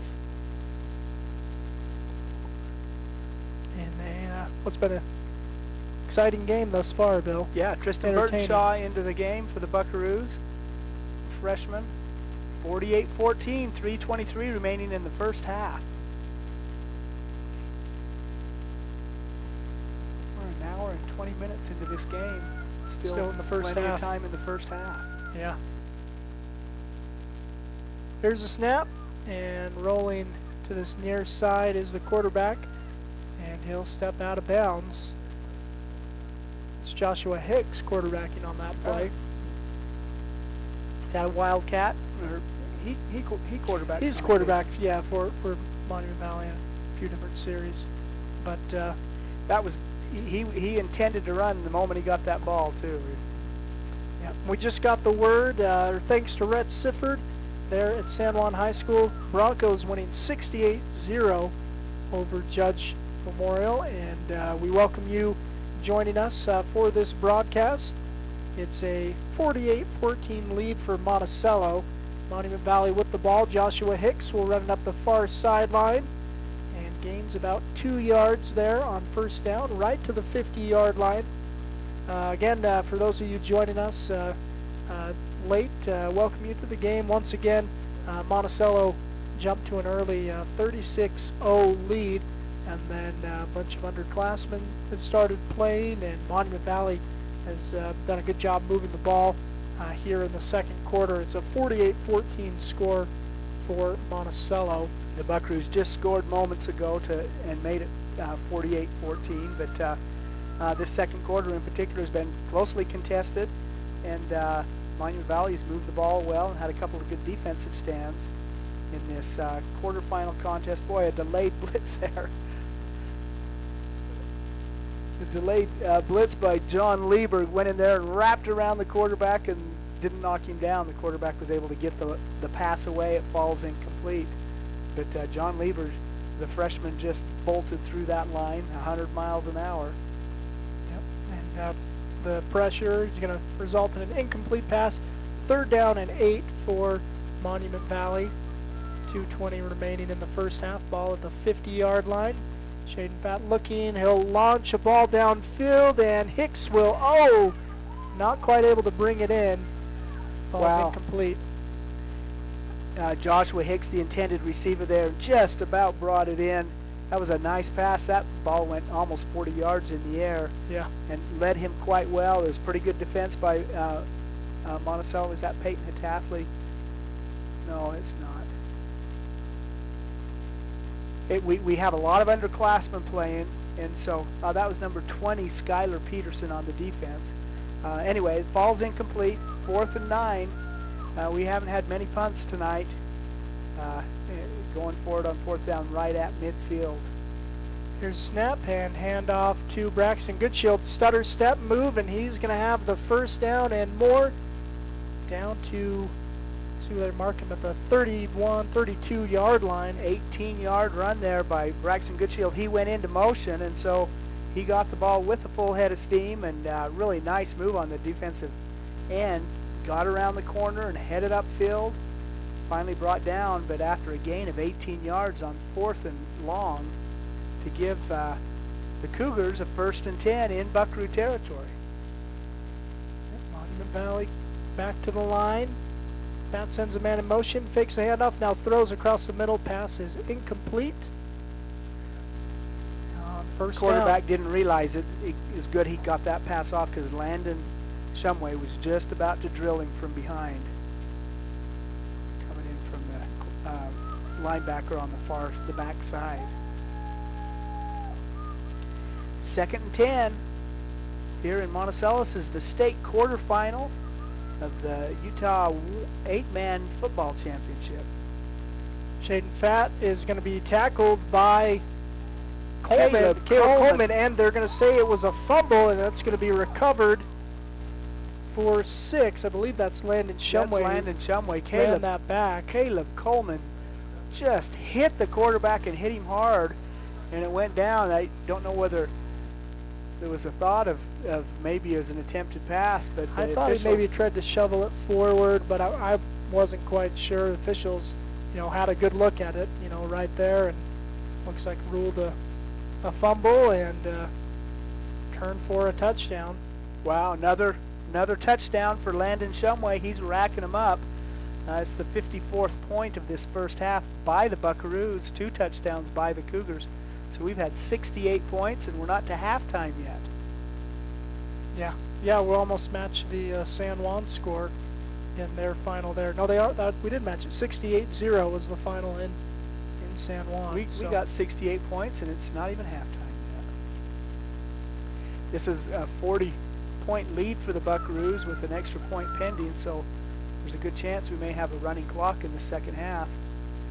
Extra point attempt was no good. 147 remaining in the first half. 54-14 is the score in favor of Monticello. Again, you're watching StreamUtah.live and Red Rock 92. Take a quick moment to hear from a sponsor and be right back. San Juan Building Supply has offered a full range of building supplies to San Juan County for more than 32 years. From the start of your project to the finish, San Juan Building Supply has high-quality products for all your needs, and they can deliver. Drop by 1050 South Main Street in Blandine, call 678-2000, or visit sjvs.com. San Juan Building Supply, a proud sponsor of our local teams.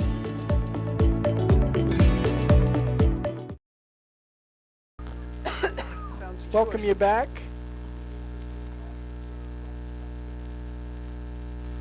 I've had 15 incomplete passes. You may be wondering how an hour and a half into this game we're still at halftime, or still in the first half rather.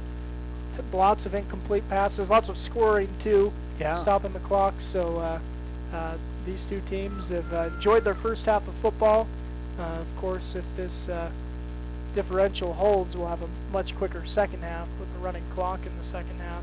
Looks like the quarterback is going off the field too. Maybe headed into the locker room early for halftime, or he may be done.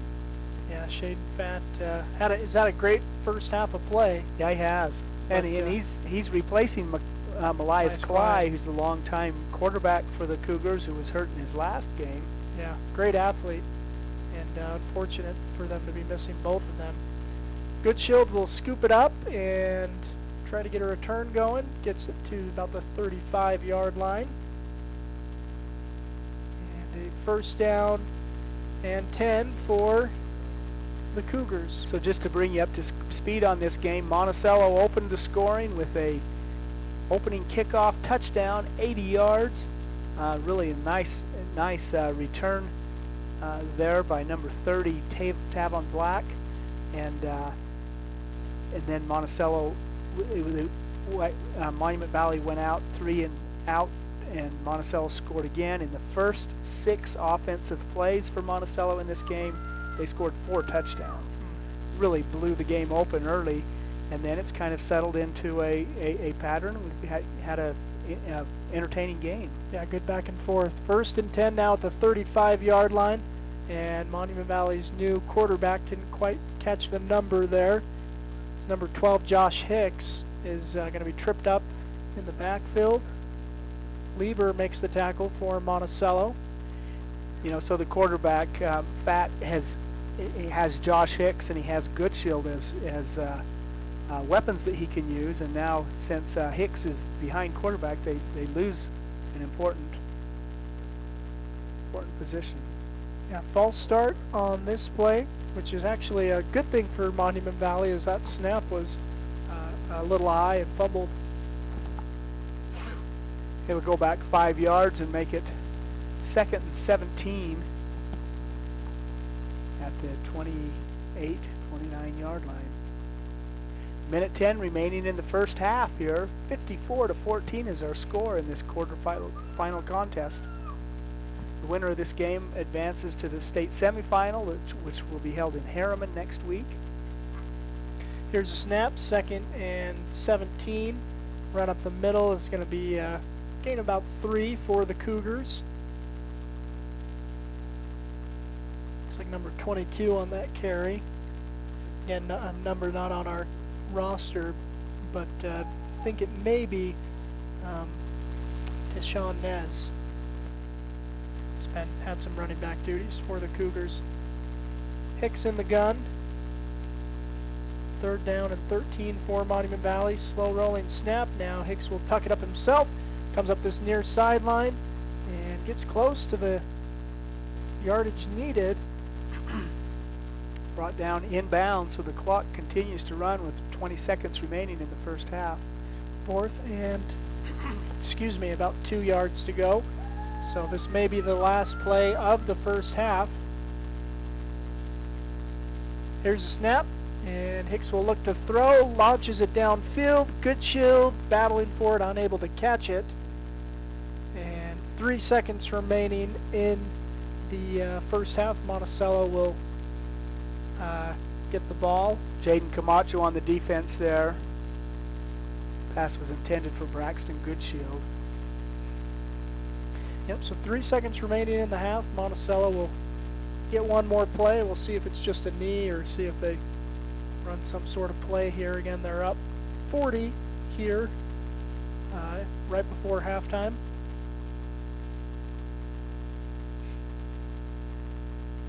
And miscommunication. I don't know what's going on. Monticello maybe unaware they're on offense. Turn the ball over. There we go.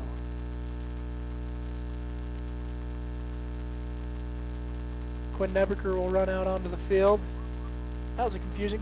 No one told Quinn he was out on he was playing. Guys will take the snap and take the knee. That'll send us to halftime. Once again, at half, it's a 54-14 lead for Monticello over Monument Valley. And the Cougars, again, came into this game with 11 players. Shaden Fatt injured. Now they've just got 10. Yeah, just 2 players on the sideline. This is a team that has had injury impact. Of course, we saw them play a couple of weeks ago. Melias Cly, the senior quarterback, heart and soul of this team, went down. I guess he's in concussion protocol and will not play tonight. And now his backup, Shaden Fatt, left the field early, and there's only 2 white jerseys on the sideline. So these 10 players have a second half. We're behind by 40. We'll have a running clock in this second half. Anyway, glad that you've joined us. Yeah, once again, Monticello up big. They scored the first 36 points, and Monument Valley and underclassmen of the Buckaroos going back and forth here in the second quarter. 40-point lead at half, and we'll take a quick break here from some sponsors and be back here on StreamUtah.live and Red Rock 92.7. Close your eyes and picture a dream you've always wanted to achieve. At Red Mesa Home Health, we believe in pursuing your passions and making those dreams a reality by challenging the status quo. We are challenging norms, blazing trails, and setting new industry standards, all to provide the highest level of care and support to those in need. If your dream is to get the help you need to maintain independence within your home, call us at 435-680-3648 or visit redmesahomehealth.com. Red Mesa Home Health, where we pursue dreams and defy conventional norms.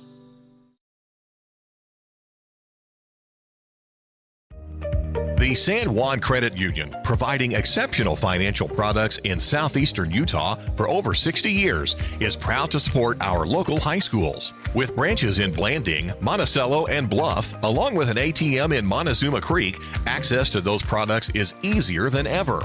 The San Juan Credit Union offers checking and saving accounts, bill pay, a wide array of loans, and much more, all on a full-service website and mobile app. Plus, they're federally insured by the National Credit Union Association. The San Juan Credit Union. Your money, your future, your credit union.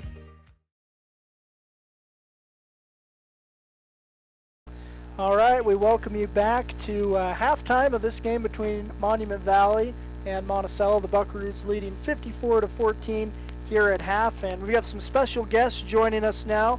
The Monticello Buckaroos cross-country team won the state championship earlier this week. Congratulations, guys! Thanks for being here. We've got Coach Hunt with us now. We'll talk with him first, and we'll talk to a couple of other runners that are here tonight. Coach, tell us Tell us about what this season has meant for your team. Oh, gee, that's a tough question. I think when it comes down to the season, it was really cool to see how these guys kind of all work together. You know, as you looked, you know, we had a different guy that seemed to come in first every race, and so, you know, as they ran, you know, one time it was Curtis, and the next time it was Cooper, and the next time it was Caden, and the next time it was Jesse, and it seemed to just, they jumped all over each other. Sorry. You're on there too. So, yeah, well, you know, and that's the thing about cross country too, is, you know, it's those 6 runners that really can make a big difference. You know, if someone's not having their best race, you got to have someone stepping up for us. So, you know, like you say, it's a team that saw different runners finish top. Of course, finishing first for your team was Cooper Nilsson. Cooper's here now.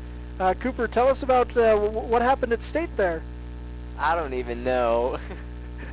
You just had a good race? Yeah. I mean, have you led the team yet this year, or is that your first time finishing first for the team? I think that was my first time. Yeah, that was my first time. Adam Bunker came and talked to us a little bit earlier in the week, and he just spread some of his knowledge with us, and then I guess I just took that in and took it to heart. Mm-hmm. Well, very good. Well, yeah, congratulations on a great race, great season. You mentioned Adam. We got his younger brother here, Curtis. Curtis, obviously a senior, one of the leaders of the team. Tell us what it's been like running with this group of boys for these past 4 years. I've been way happy with this season. Throughout the start of it, we didn't really have a race where all of us ran good, so we couldn't really tell where we were at. And then region came around, and we were all able to run within a minute of each other, and that kind of brought our hopes up. And then at state, it continued. Yeah, all came together for you. That was awesome, running as a pack. I've got some other runners in here too as well. I've got Soren. Tell us about what it means to run for this Monticello cross country team and program. It's been really fun to run with the team for these past 4 years because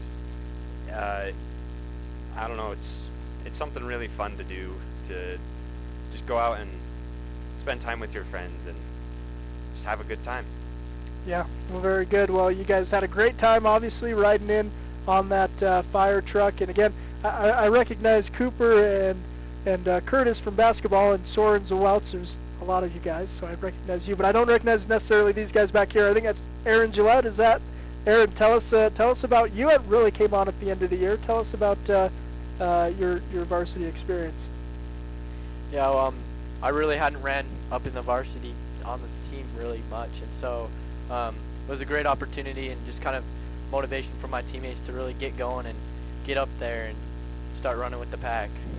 That's awesome. You guys did run in as a pack. And sorry, I don't know your name here, young man. What's your name? Aaron. Aaron. All right, Aaron. What? Tell us about your experience on the cross country team this year. It was a great experience. I think we really grew together as a team. We embraced the suck and we pulled it together for state. We finished our unfinished business. Yeah, absolutely unfinished business. You guys runners up last year, get the gold trophy this year. Just again, favorite memories, or what else would you like to share with the fans about this year? Again, sorry, we haven't been able to figure out how to. We'll have to get some GoPros on you guys next year or something to broadcast the games, but haven't been able to broadcast you. We've obviously followed you in the newspaper. Tell us about some of your favorite memories from the year. One of my favorite memories was running at Region, because that was the first time that we had our team spread from 1 to 6 was just over a minute, and then at state we lowered that to under a minute. That's awesome. That was Curtis Bunker, by the way. Sorry, Curtis, you got to announce yourself when you're on the radio too, because people don't see your face. Of course, people that know you, they probably recognize your voice. Cooper, what about you? Favorite memory? Well, I just have some strong memories of some Fridays where we all just rode up to the mountain and just had some good slow-paced runs, but we just talked about just whatever, and it was just a really fun time. That's awesome. Soren, favorite memory? Some of my favorite memories are the bus rides, because it's fun to see how it progresses through the season, where you're being bothered by the junior high towards the beginning of the season, and as it goes on, the stress levels remain the same because you take the junior high out of the equation, but you put state into it. That's awesome. Aaron? Some of my favorite memories were during, just before a race, we would do a really relaxed run and we'd throw a football around while just having a good old time. That's awesome. And Aaron? Got two Aarons back to back. Yeah. Honestly, the bus ride up to state was just a party. The vibes were like none other, and I think that was really part of why we ran so great. That's awesome. Well, again, helping you put that together, a coach with a ton of experience, ton of state championships. Coach, what does it mean to be back on top of the mountain after a couple-year hiatus? It means a lot. I mean, I think back to, we won in 2018, and I had a great team coming back, and they moved us to 2A, and those guys ran their guts out. I remember because it was Corey Bunker and Alan Pettit and those guys, and they really did. They ran their guts out, but we couldn't quite climb that hill. And then the last couple of years, it was one thing or another. Last year, we felt like we gave it away a little bit there at the end, and it was something that we really worked on this year, was to make sure we're watching our pace, make sure we're watching what we're doing, running a smart race, stay running relaxed, and that made all the difference this year, I think, because as it came in, you just saw, Escalante specifically. Sorry, who was the team we were running with? Sorry, I'm spitting everywhere right now. The team we were running with was that we were worried about.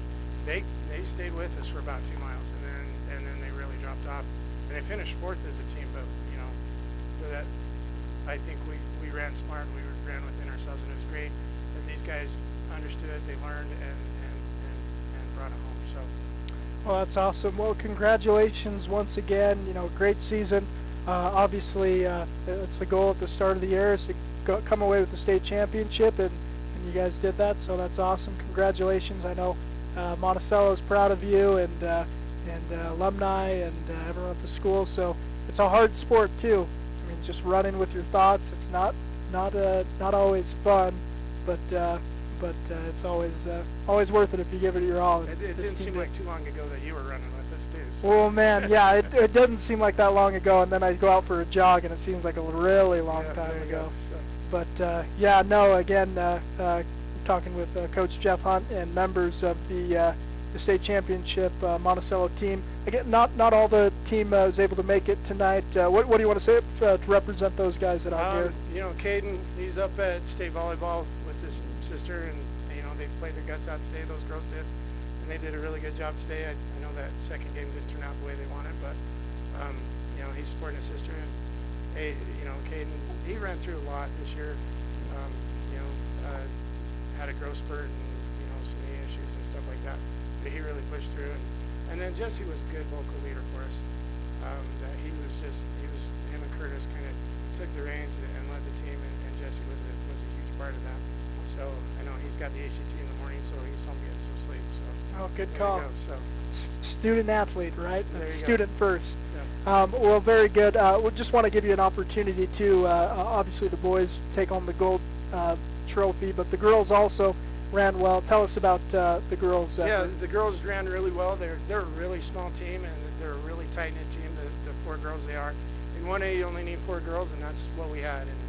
And they all, you know, they ran a gangbuster race both at region, and then they had to turn around and put it together. They didn't have any backup. Nobody could pick them up. It was unfortunately Lily Burton. She got hurt there at the end, and didn't have the race she wanted at state, but all of the rest of the 4 girls really put it out there, and we got edged out by Rich and White Horse for a trophy, but man, they ran well, and it was such a great thing to see them go after it too. You know, looking forward to next year because we have, you know, 3 seniors standing here with us, and there's 4 of them altogether for the boys, but all 4 of those girls are coming back, and then they got some help coming up as well, so we're looking forward to a good season next year. Oh, that'll be awesome. We really look forward to that too. Yeah, you know, and you mentioned too, just because we're on Red Rock 92.7, lots of really great runners from the region as well. You know, you have the Casper girls out of Grand County, winning state championships, Kiara Martin at Whitehorse, Ethan Begay, Edward Lyman. So lots of hard running, but this team was the one able to get the gold trophy. Yeah. Well, very good. Go ahead. And a shout out to you know, he's kind of one of us, but Edward Lyman at San Juan, who took second. You know, these boys that ran with him for a long time, and so we'll give a shout out to him as well. So it was awesome. Absolutely, yeah. Well, once again, we're here at halftime of this football game. It's a 54-14 lead for Monticello over Monument Valley, and we've been speaking with the Monticello cross country team. They'd won the state championship in 1A earlier this week. Congratulations, guys. Thanks. So, Coach, how many trophies have your name on it as the head coach? Well, we won 7 in boys cross country, and in track. track. We 2 won in Girls track. cross country. 2. Oh, okay. Congratulations. That's awesome. Hey, thanks for your time, guys. Congratulations. Well, once again, you're listening to Red Rock 92 and StreamUtah.live. We are at halftime. We've got some halftime statistics for you. Monticello High School in the first half, 15 rushes for 164 yards and 4 touchdowns. The Buckaroos were 6 for 13 through the air for 153 yards and 3 touchdowns. Monument Valley, 20 rushes for 61 yards and a touchdown. And the Cougars 6 for 25 through the air, 155 yards and a touchdown in the first half. Yeah, so this was a first half that took an hour and a half to play. The second half will be under a running clock, and so it'll go significantly quicker. But it looks like at this point in time, I'm not going to write it in pen yet, but in pencil for sure, it looks like Monticello has an appointment at the state semifinal next weekend in Harriman at the Zions Bank Field. Yep, and we're ready to bring you that second half here in just a moment. We'll hear from some sponsors, be back with second half action here on StreamUtah.live and Red Rock 92.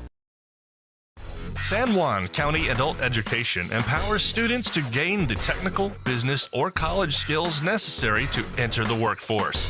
At San Juan County Adult Education, adult learners are given the opportunity to reach their personal, educational, and career goals. Students can earn a high school diploma, obtain a GED, increase their wage earning potential, and decrease barriers to self-reliance. To learn more, visit any USU Learning Center in San Juan County or email Gina Grover at jgrover@sjsd.org.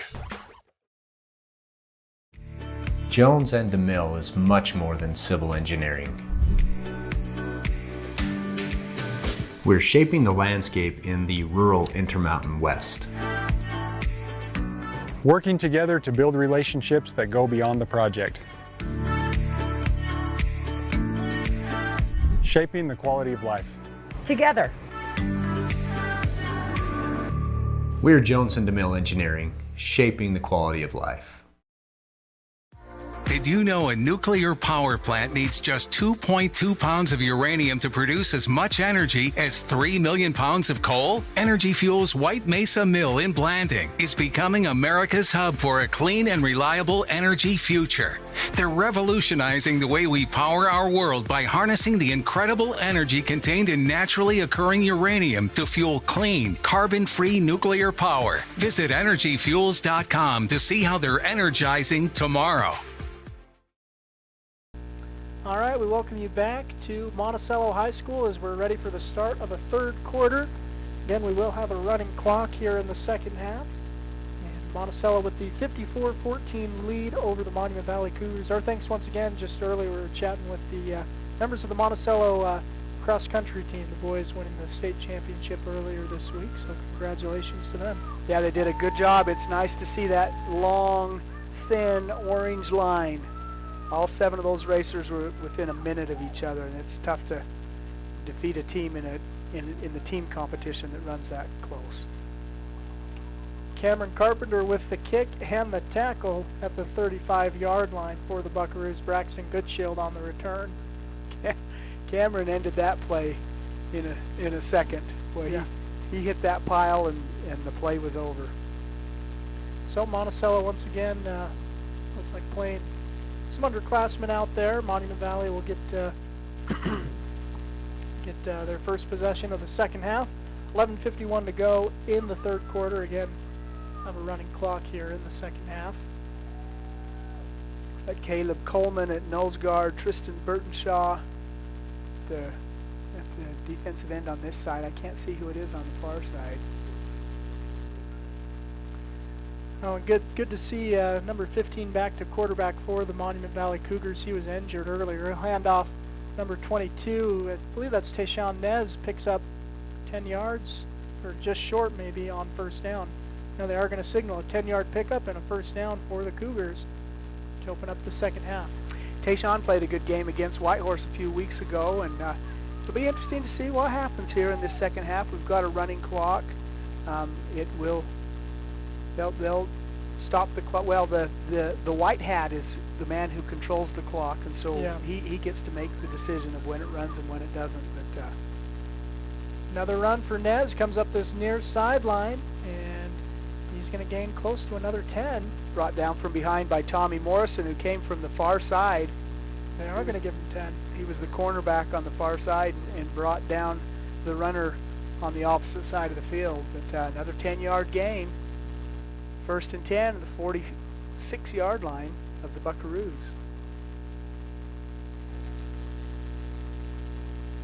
Yeah, so first and 10 for the Cougars, moving the ball.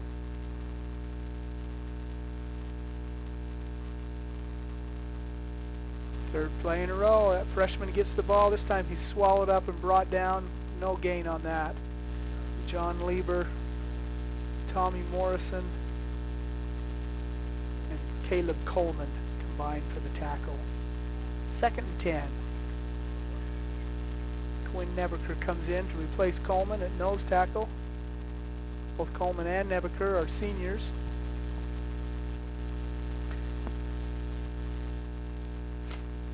Second and 10 for the Cougars, and the clock is running. Yeah, like we mentioned, again, our roster is not quite updated for the Cougars. Switch some numbers around, but number 15 has been the quarterback as he completes a pass there to number 33, I believe that is, Tobias Gray. Yeah, Tobias is number 32. So again, our roster not quite complete, but all three of our rosters combined, we still don't have a full roster. Yes, but number 15 has been quarterbacking for Monument Valley. Of course, they're missing Elias Cly, their senior quarterback. But number 15 quarterback, I believe it's Shaden Fatt. He was injured earlier. He's back in the game, and he completes a pass to Joshua Hicks over the middle, who picks up the first down on third down.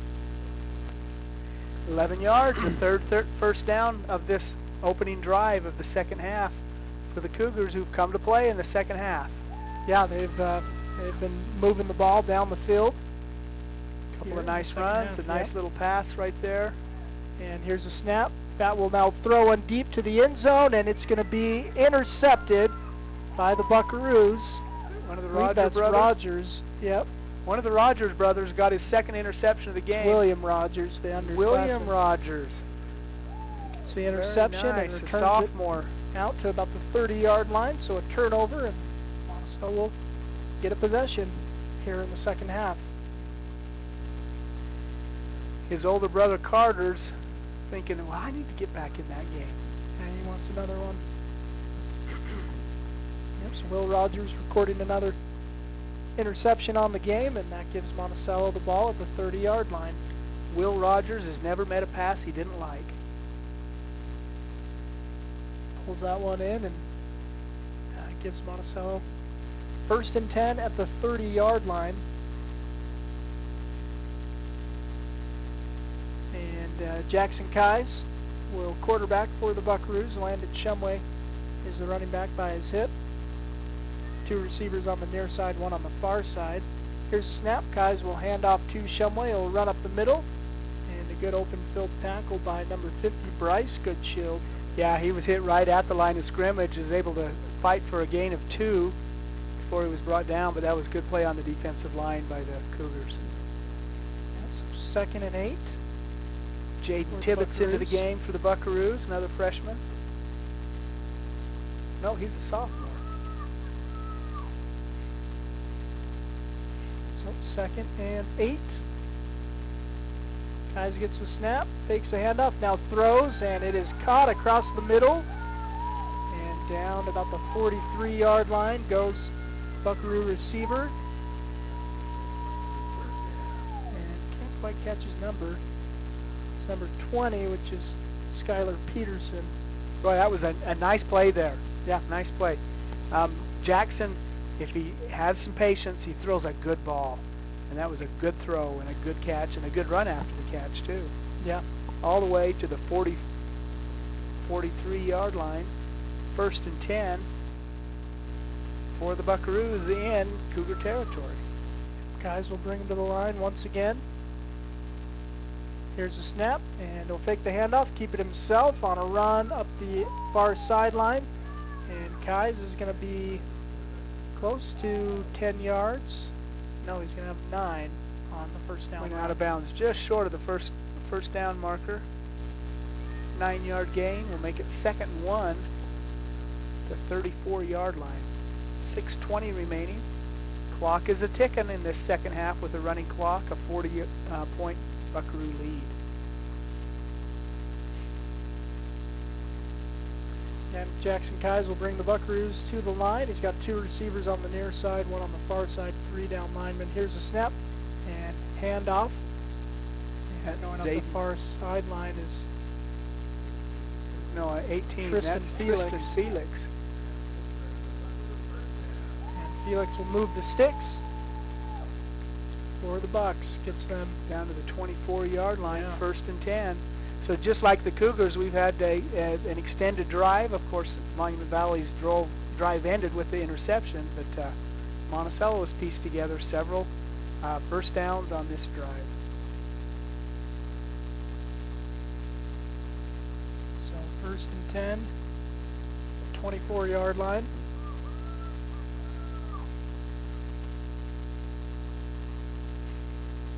Jackson Kai's in the gun. Here's a snap, and he'll flip a pass out, and it's going to be ball incomplete. Intended to Zayden Tibbetts. Wasn't quite able to bring it in. Incomplete pass will make it 2nd and 10. John Lieber into the game for the Buckaroos. And again, that clock ticking here in the second half, running clock. And under 5 minutes to go in the third quarter. Kai's again in the shotgun. Same formation. High snap is going to go over Kai's head. He's going to race back to pick it up. And it's still on the ground. And there's a scrum for the ball at about the 43-yard line. And Monticello will keep possession. But it's a loss of 18 yards. That was quite a snap to go back 18 yards from the line of scrimmage. Yeah, so third and what could be classified as a country mile. That is a country, it's a country mile. It's a European kilometer. Third and long for the Buckaroos. Kai's in the gun. Here's a snap, looking to pass, pressure coming. He'll throw downfield, intercepted by Joshua Hicks. Center field Joshua Hicks read that play and came across. Pass was intended to Jaden Camacho, but picked off by Joshua Hicks. It'll be Monument Valley ball. 3:44 remaining in the third quarter. Looks like they're stopping the clock while they change possessions. Yeah, and it really felt the same thing. Both those drives ending with an interception, return to about the 30-yard line. We'll see if Monument Valley can have more success on this, their second offensive possession of the game. They've got 4 down linemen, 2 receivers on the near slide, and they'll hand off to Nez. Nez trying to get the corner, and he's going to be tackled. John Lieber was hanging on to him. Finally brought him down, but after a gain of about 8 yards, it looks like, maybe 7. 2nd and 3, 3:14 remaining.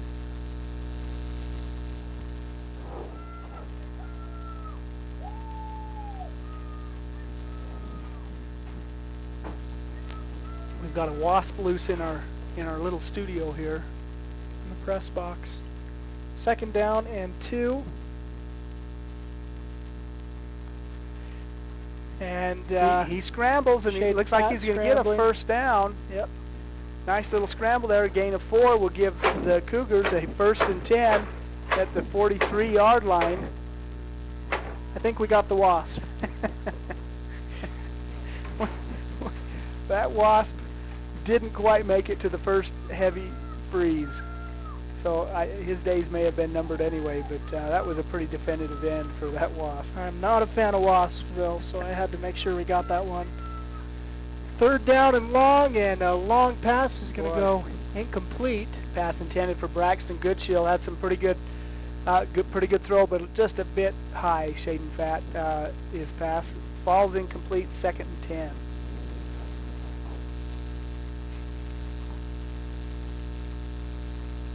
Yeah, with the quarterback coming back here in the second half, that gives the Cougars a deep bench of 3 players. Everybody gets a lot of playing time, and they're looking pretty good. Here's a snap. Fatt looking to pass. Evades a rush. No, yes he does. Spins he gets out away. And now he's going to tuck it up, and he's got some open field. And he'll go out of bounds, and a late hit after he went out of bounds. Going to add 15 yards to that play. He's just about at the spot needed for the first down and stepped out of bounds and got hit by Landon Shumway as he stepped out of bounds. And so that's going to give a 15-yard penalty against Monticello and move back the Cougars down forward. 32-yard line, I think. My math serves me well. 33, I was within 1. That's pretty good. Not bad. I've done worse, that's for sure. So 1st and 10 for the Cougars. Minute 32 remaining in the third quarter. This is the 3rd sustained drive of the second half here. no points, and both of those drives ended with interceptions. But yeah, one for the Buckaroos, one for the Cougars. Again, if you're just joining us, it's a 54-14 lead for Monticello. Running clock here in the second half. This quarterfinal matchup. There's the fumble. It's picked up. Snap. Yep. Tayshawn Nez will pick it up and lose yards on the play. Tries to get some yardage back, but unable to do so. Mashia Lansing was right there, just about was able to pick up that fumble. But Nez picked it up, but he's dropped down for a loss of 6. Ronnie Gutierrez in on that play too. So 2nd and 16 coming for Monument Valley. Ball at the 39-yard line. They've got 4 down linemen. 2 receivers split out wide. And the quarterback with the running back by his side. Joshua Hicks is the quarterback. He'll take the snap and run forward. Gain some yards there on 2nd down.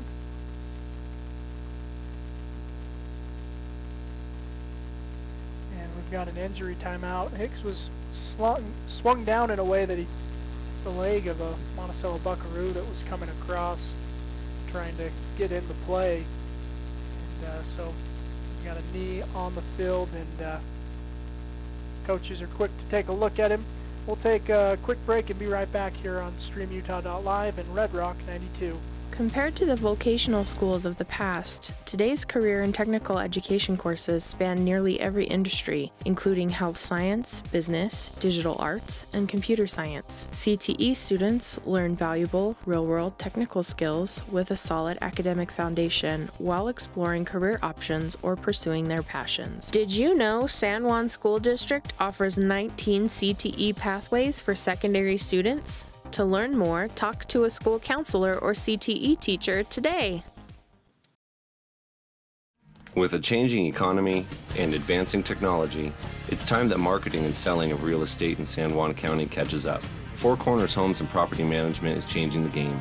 Every Four Corners Homes listing includes 3D mapping and virtual tours, professional photos, a digital and global 21st century footprint, and marketing exposure that makes it easy for buyers to find and identify what makes your listing unique. Marketing and exposure sells real estate, and if you want the best, you need Four Corners Homes on your team. Find us at fourcornershomes.net or call 801-404-0058.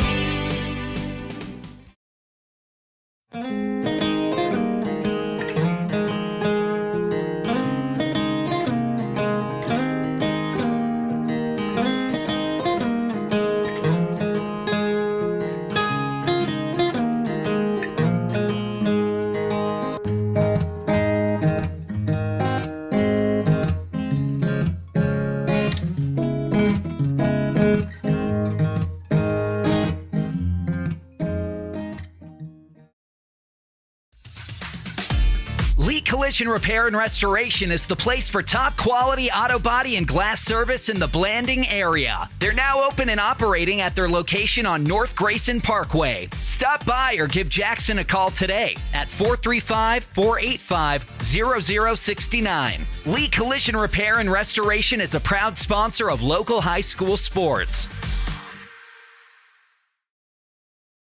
Compared to previous vocational classes, career and technical education courses now span nearly every industry, including automotive, welding, health science, business, digital arts, computer science, and more. CTE students learn valuable, real-world technical skills with a solid academic foundation while exploring career options or pursuing their passions. Did you know San Juan School District offers 19 CTE pathways for secondary students? To learn more, visit a CTE teacher or southeastutahcte.org.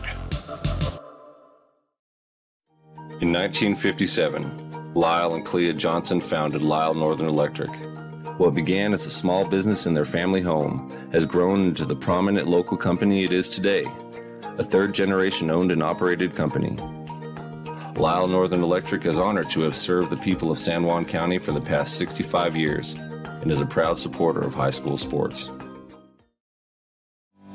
San Juan Building Supply has offered a full range of building supplies to San Juan County for more than 32 years. From the start of your project to the finish, San Juan Building Supply has high-quality products for all your needs, and they can deliver. Drop by 1050 South Main Street in Blanding, call 678-2000, or visit sjbs.com. San Juan Building Supply, a proud sponsor of our local teams. You don't have to be sidelined by sports injuries in San Juan County. Precision Rehab provides physical therapy in Monticello and Blanding, as well as Montezuma Creek and Monument Valley, where our therapists have helped athletes of all ages get back in the game since 1996. Precision Rehab is dedicated to restoring you and your loved ones to peak performance when pain and injury slow you down. We offer innovative, effective treatments that make a difference. Treatment is covered by most insurances, including Medicare. Call 435-678-3869 for an appointment. That's 435-678-3869. Or find out more at precisionrehabutah.com. All right, we welcome you back to Monticello High School. Again, we've had a extended delay as Joshua Hicks for the Cougars had a nice run and was able to pick up some good yardage, but then he was swung down on the tackle.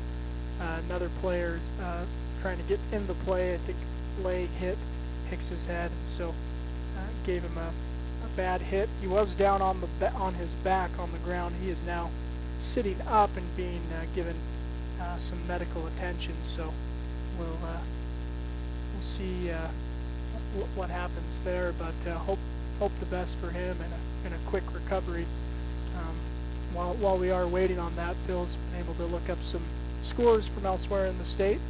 Yeah, the 8-player scores, none of them have been reported yet, but I've got some 1A scores. Beaver defeated Gunnison 42-0. Duchesne defeated Milford 16-9, so they'll both advance to the semifinals. Millard and Kanab are tight. Millard 13, Kanab 14 late in the game.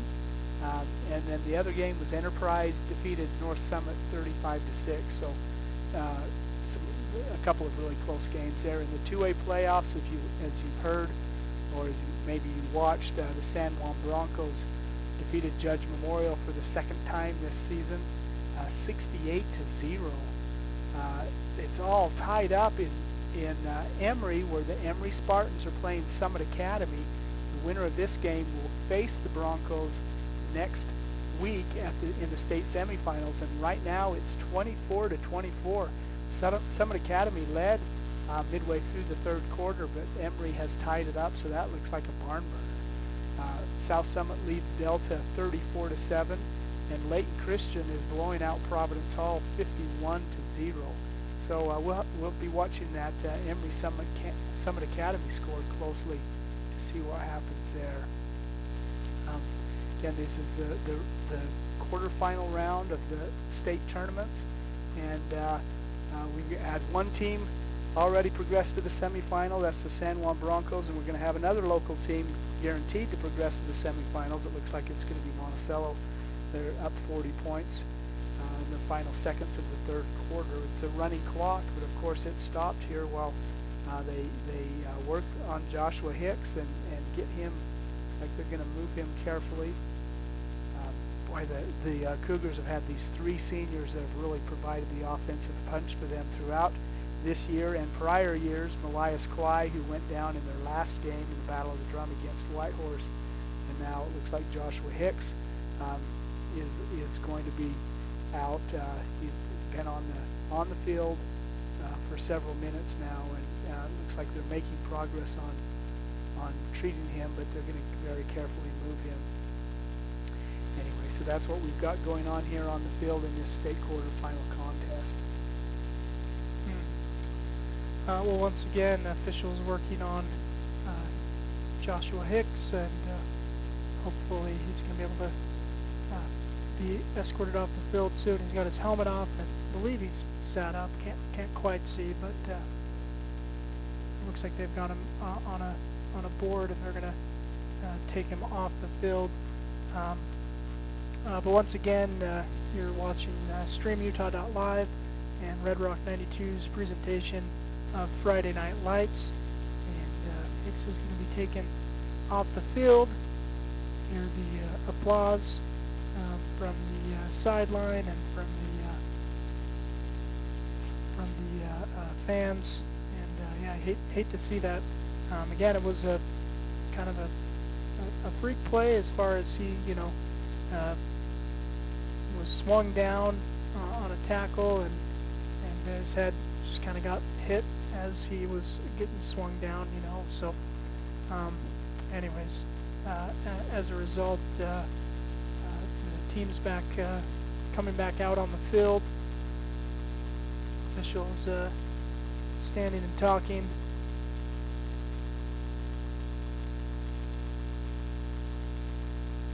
And 23 seconds remaining in the third quarter, and we're in a running clock situation.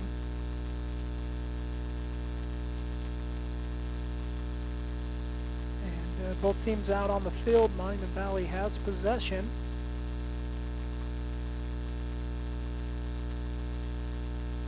And once again, they're back down to 10 players. Yeah.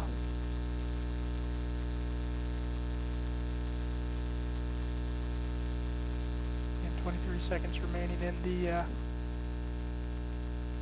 in the third quarter, and it's a 54-14 lead for Monticello. We're just about ready to get back underway after the injury. And again, Monument Valley ball. Looks like they'll be facing a third down and 10.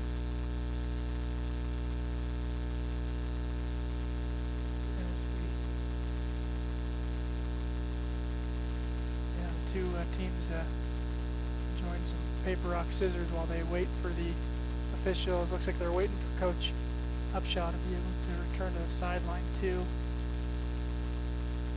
Looks like Monticello lost the paper, rock, scissors competition. Yeah, it's nice to see them. Yeah, boys out there having a good time and enjoying each other's company and enjoying this football game despite that injury. All right, third down and 10 now for Monument Valley. Here's a snap, low, and now looking to pass, and that's going to be thrown away, fall incomplete. And that will end the third quarter. Fourth down coming for Monument Valley. Nice defense there by Tristan Felix to keep the quarterback contained. Finally threw an incomplete pass. So that'll get us to the end of the third quarter. They'll switch sides of the field, and again, 12 minutes of running clock await us. They'll stop for injuries, obviously, we've seen. Stops for scores and possession changes. But again, the official ultimately can wind it when they wind it. So we'll see how quickly these last 12 minutes go. We've learned over the past few years that running clock means different things to different officiating crews. It's really amazing the difference between crews. But the variance. Well, and then it's different rules too in Colorado. It's got to be, I think it's a 40-point lead, so it's a higher threshold.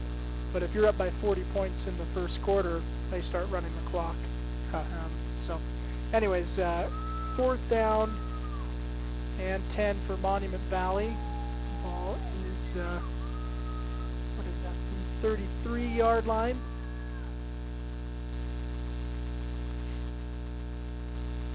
And here's the snap. Shaden Fatt looking to pass, lots of time. Now he'll throw downfield, and it'll fall incomplete. Turnover on downs. Monticello will take over. First and 10. That's an interesting, no points in that third quarter, but quite a bit of offense. Yeah. Teams marched down the field in both directions and just couldn't quite score. Yeah, we'll see if this fourth quarter is different again. It's mostly underclassmen for the Buckaroos, and Monument Valley, of course, down to just 10 players now following that injury. But again, Monticello will take over. 1st and 10. Out at the 37-yard line. Jackson Keyes will bring the Buckaroos to the offensive line. They've got 2 receivers on this near side, 1 on the far side. Keyes gets the snap and will look to pass, and it'll fall incomplete on 1st down. Makes it 2nd and 10.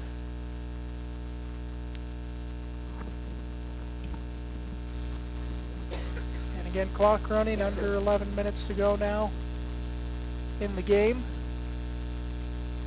Keyes getting the play call in for the Buckaroos. Again, it's if you haven't heard the score, it's 54-14 Monticello leading and will advance to the state semifinals. That's going to be next Friday at 1 o'clock. Handoff up the middle to Lieber, and he's going to lose a yard on the carry. Looks like a couple 32 on the tackle as well as 44. That's Tobias Gray and Chavez Gray in on the tackle. So 2-yard loss will make it 3rd down and 12 for the Buckaroos. And Keyes in the gun, gets the snap, and he'll throw a pass. It'll fall incomplete. And that'll make it 4th down for the Buckaroos. Under 10 minutes remaining in the game. 4th and 12 for Monticello. So as you point out, it's Friday at 1 o'clock in Harriman, the Designs Bank Field. They'll take on either Altamont or St. Joseph. Probably Altamont, since they defeated St. Joseph Handley a few weeks ago. That's going to be a great semifinal game, and we'll be there bringing it on Red Rock 92. Keyes' punt attempt is blocked and picked up by the Buckaroos, and then a tackle made by Monument Valley. Shaden Fab making that tackle. John Lieber picked up that ball. So they turn it over. 1st and 10 for the Cougars at their at the Buckaroo 31-yard line. Yeah. So again, these two teams traded scores in the late 1st quarter and 2nd quarter, but they have not been able to put any points on the board in this 2nd half.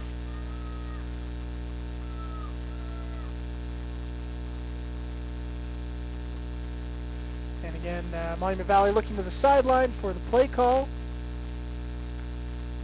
I'll bring it in. All right. Yeah, they've got some miscommunication on who should be on the field, and I think they got we've got 8 now.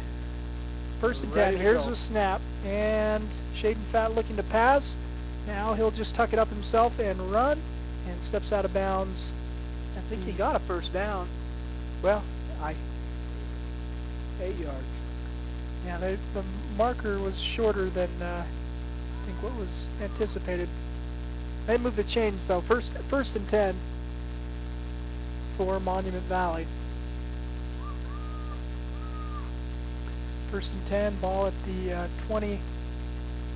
21-yard line, 22-yard line. Here's the snap, and Fat looking to pass, lots of time. He'll float one up into the end zone, and it'll fall incomplete. Braxton Goodshield, the intended receiver, who's had a pretty good night receiving the ball.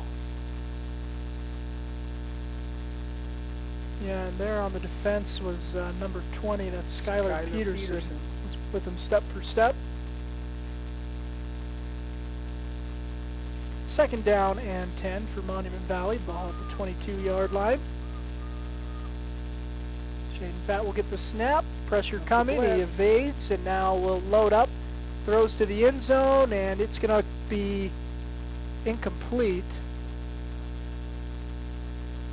Tommy 33 was the intended receiver for Monument Valley, and Tommy Morrison on the defense. The ball was tipped up there for a second. Yeah. Ball's incomplete, 3rd and 10. 7 minutes remaining in the game. 3rd and 10 for Monument Valley. Ball at the 22-yard line. Here's a snap. And Fat will hand it up to Tayshawn Nez, who runs forward for a gain on 3rd down, excuse me.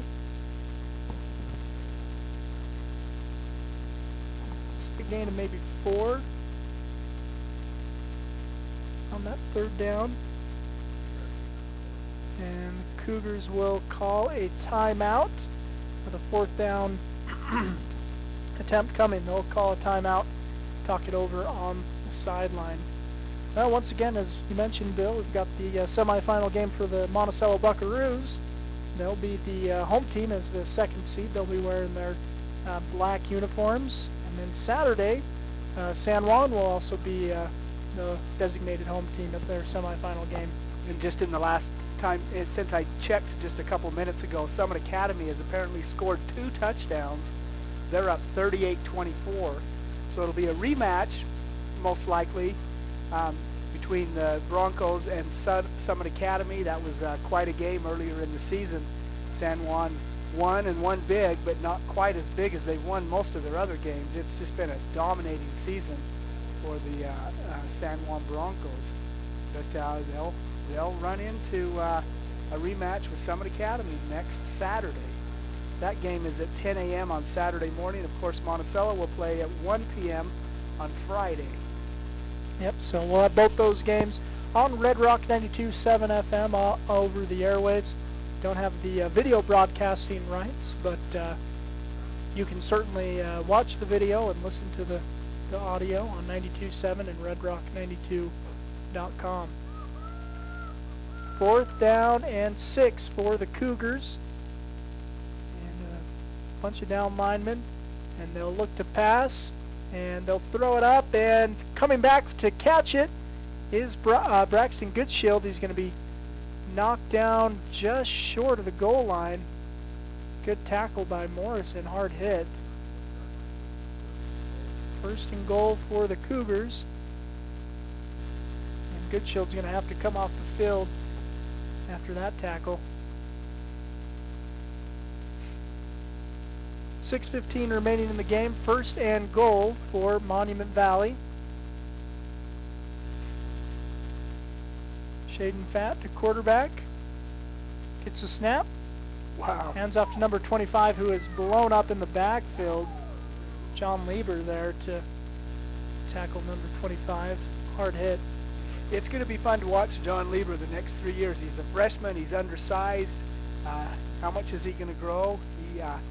I don't think his intensity will grow anymore. It's pretty high right there. It's pretty impressive play for the freshman, including blowing up that play for a 2-yard loss. So 2nd and goal now for Monument Valley. Fat gets a snap. Looking to pass. He'll roll and throw. Picked off. It's going to be intercepted. There by number 20, Skylar Peterson. Really showed good hands and stepping in and jumping that passing lane and picking off the pass, turning the ball back over. So it's going to remain scoreless here in the 2nd half. Yeah. Second half. Of course, the score is 54-14 in favor of Monticello. And now Monticello will get another possession. And they'll be way backed up at the 2-yard line. Is where they'll start this possession. Right on the extra point line.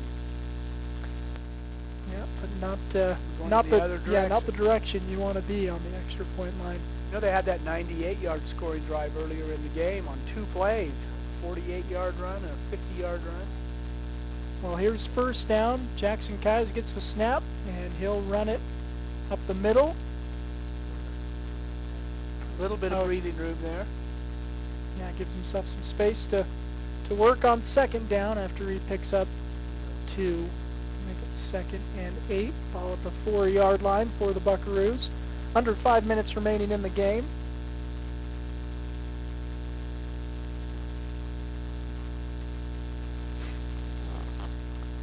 Kai's in the gun. He's got running back by his side. And he'll hand off to that man. That's Landon Shumway. Wow, nice move Cuts by it up, Landon. and he's He's got a still first going. down, and he's still going. He's still Shumway going. in the open field to the 50, the 40, the 30. Can he go? Good shield. No, it's not going to catch him. And he's going to get in for 6. Well, 97 yard. 96 yard run. Well, by Bill, Landon you Shumway. called it. Monticello scored a 98-yard drive on 2 plays earlier in the Yeah. game. Do the same thing did here. The same thing there. Boy, that was incredible. I think Coach Hunt may be recruiting Landon to run cross country, but Coach Anderson's not going to let that happen. No. Yeah, that was a good open field running by Shumway, evading some tackles and then getting out in the open field. And now Monticello will look to add the extra point. Clock is running during this point after try. Yeah, it was about 15 yards into that run. He was headed up, made the corner, and then cut back, just a subtle little thing, and off to the races. Great run. Great touchdown run there by Landon Shumway. Monticello will go for 2 here. Kais will throw across the middle, and it's going to be caught, but short of the line. That was number 12. Yeah, Tibbetts made the catch, but unable to get across the line.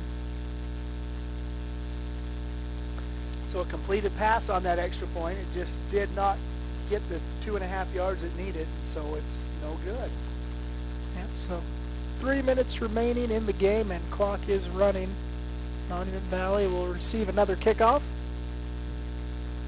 And we'll see if the Cougars are able to get another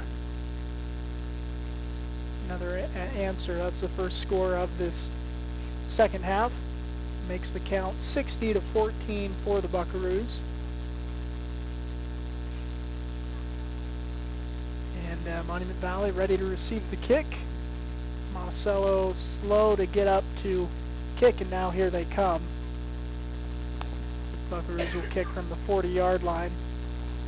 Seen a couple different Monticello players have an opportunity to kick an opening kickoff, and here's an opportunity for Seth Taylor to kick one away for the Buckaroos.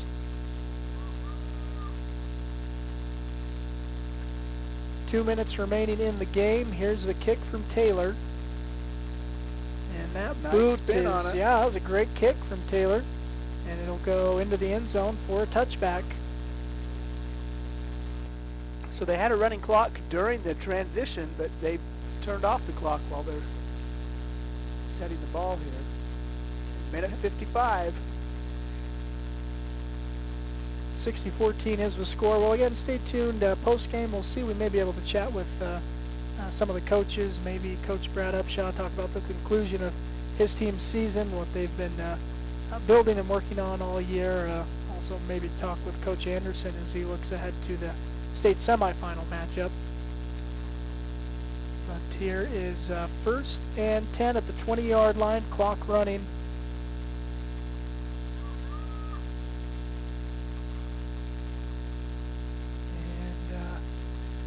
Shaden Fack gets the team all set for the Cougars. And now here's a snap. Looking to pass.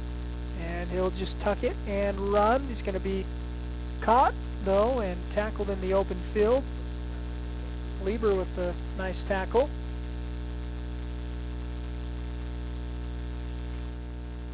And a pickup of, you say, about 6 yards on first down?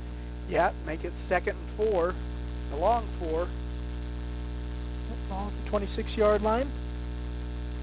And 64 seconds remaining in the game. Fack gets a snap. Shaden Fack, pressure coming. He loads it, throws it up, and it's going to be intercepted by Monticello. William Rogers, number 3. Will Rogers never met a pass he didn't like. I'm going to say it again. Hopefully those of you who know who Will Rogers was. I'll enjoy that. Yeah, I didn't get the reference. All 3 of you. Yeah, but there was a reference. And clock is running. We'll see as Rogers has his 3rd interception of the game. Man, bragging rights in the Rogers home. He's going to be an unbearable, but he's earned it. Good job, Will. And Kais will take a knee. That's going to end the game. Monticello is going to get the 60-14 win. They'll advance to the state semifinals.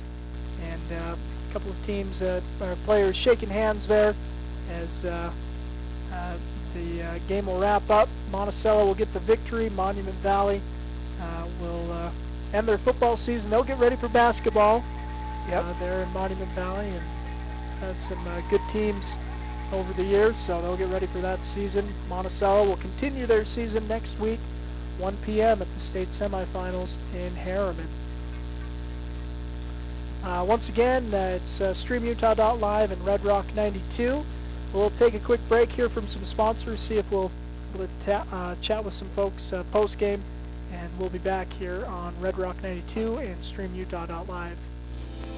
Looking to buy, sell, or refinance your home or property? Ask for the professionals at Anderson Oliver Title Insurance Agency. Anderson Oliver Title has provided title insurance and real estate closing services in San Juan and Grand Counties for 25 years. Anderson Oliver Title isn't just another out-of-town company. It's the only locally owned and operated title company in southeastern Utah. The owners and employees at Anderson Oliver Title are excited to support our communities and are proud to support high school athletics and activities.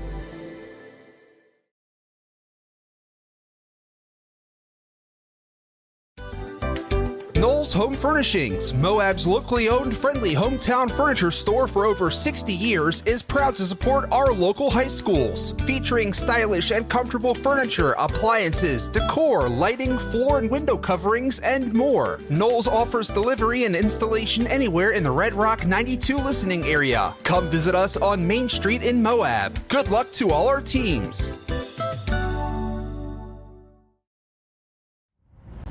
The Chris Black Agency is a proud supporter of Monticello High School sports.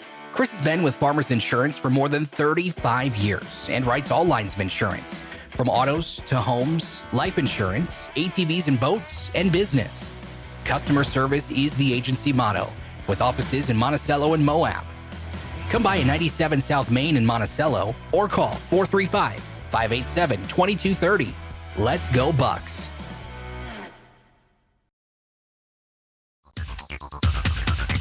Empire Electric is excited to sponsor the student athletes of Monticello High School. We know sports help build athletes' character, and that carries over to the classroom. Empire Electric believes education opens opportunities, and we offer financial assistance to co-op members for higher education and vocational training. We also provide leadership growth opportunities for high school juniors through the Colorado Youth Tour and a leadership camp held in Steamboat Springs. Ask your counselor how to apply or check out eea.coop. Go Buckaroos!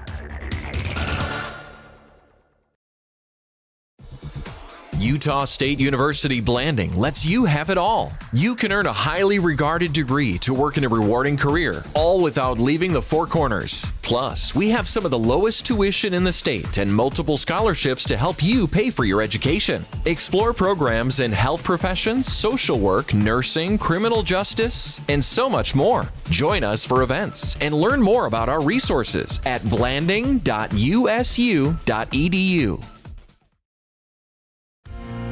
Blue Mountain Foods is Monticello's hometown grocer and a proud supporter of our schools and sports teams. Blue Mountain Foods offers a full-service meat department, fresh deli, bakery, curbside pickup, and more. Check bluemtnfoods.com for weekly specials and online shopping. Blue Mountain Foods is open from 7 a.m. to 9 p.m. Monday through Saturday at 64 West Center Street in Monticello.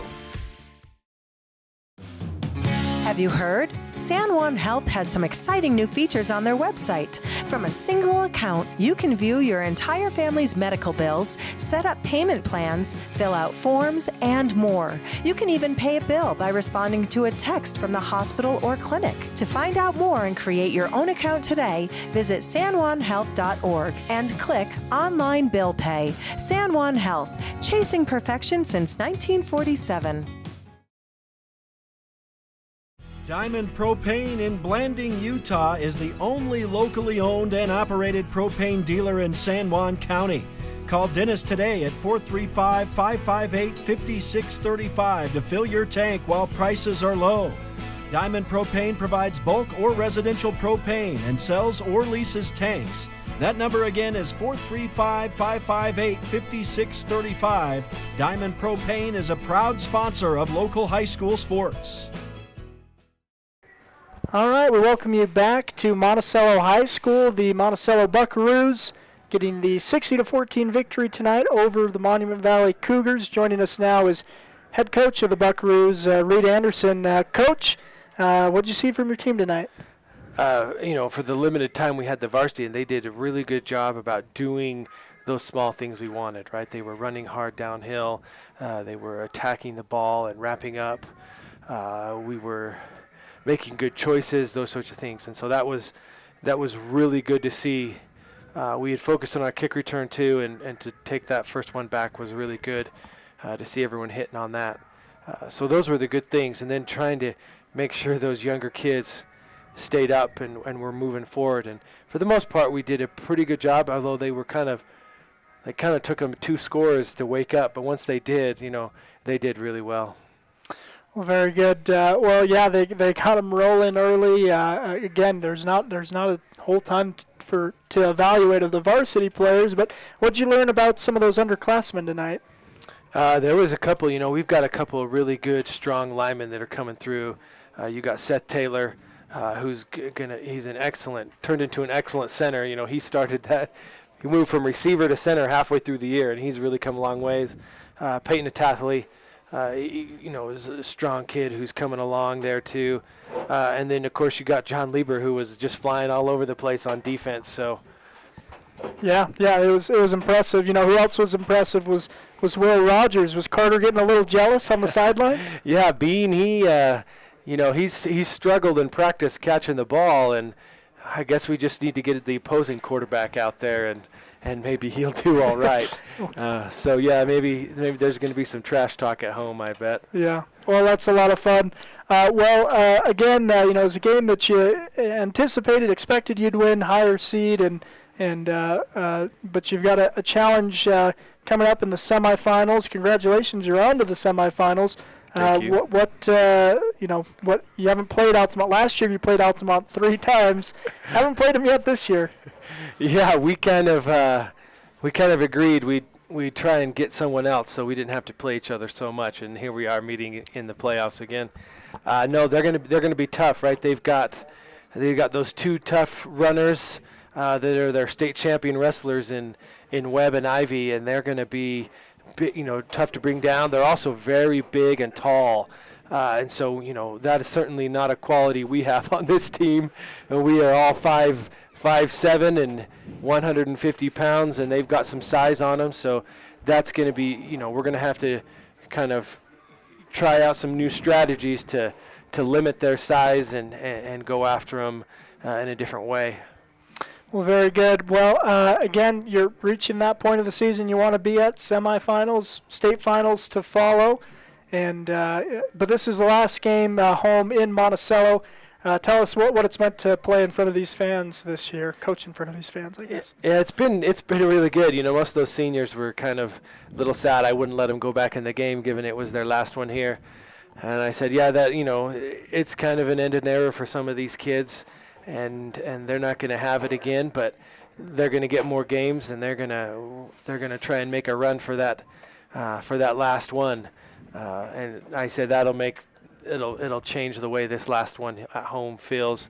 The fans have been great all year, trying to be pumped up. They kind of got, before the game started, the referees went and found them and told them they couldn't use their cowbells, so they were the fans were very disappointed. I applaud them for going out there and trying to make some noise, and we did hear them there at the end of the game as the game ended, and they weren't restricted by UHSA rules anymore and let those cowbells fly. So that was pretty cool. Oh, that's awesome. Well, it's been a great year, and you're into the postseason. Secured a winning record on the year, making you 6-4, and looking forward to next week in Altamont. 1 o'clock Friday is the kickoff. Anything you want to mention before we let you run, Coach? Yeah, it's going to be it's a nice field up there.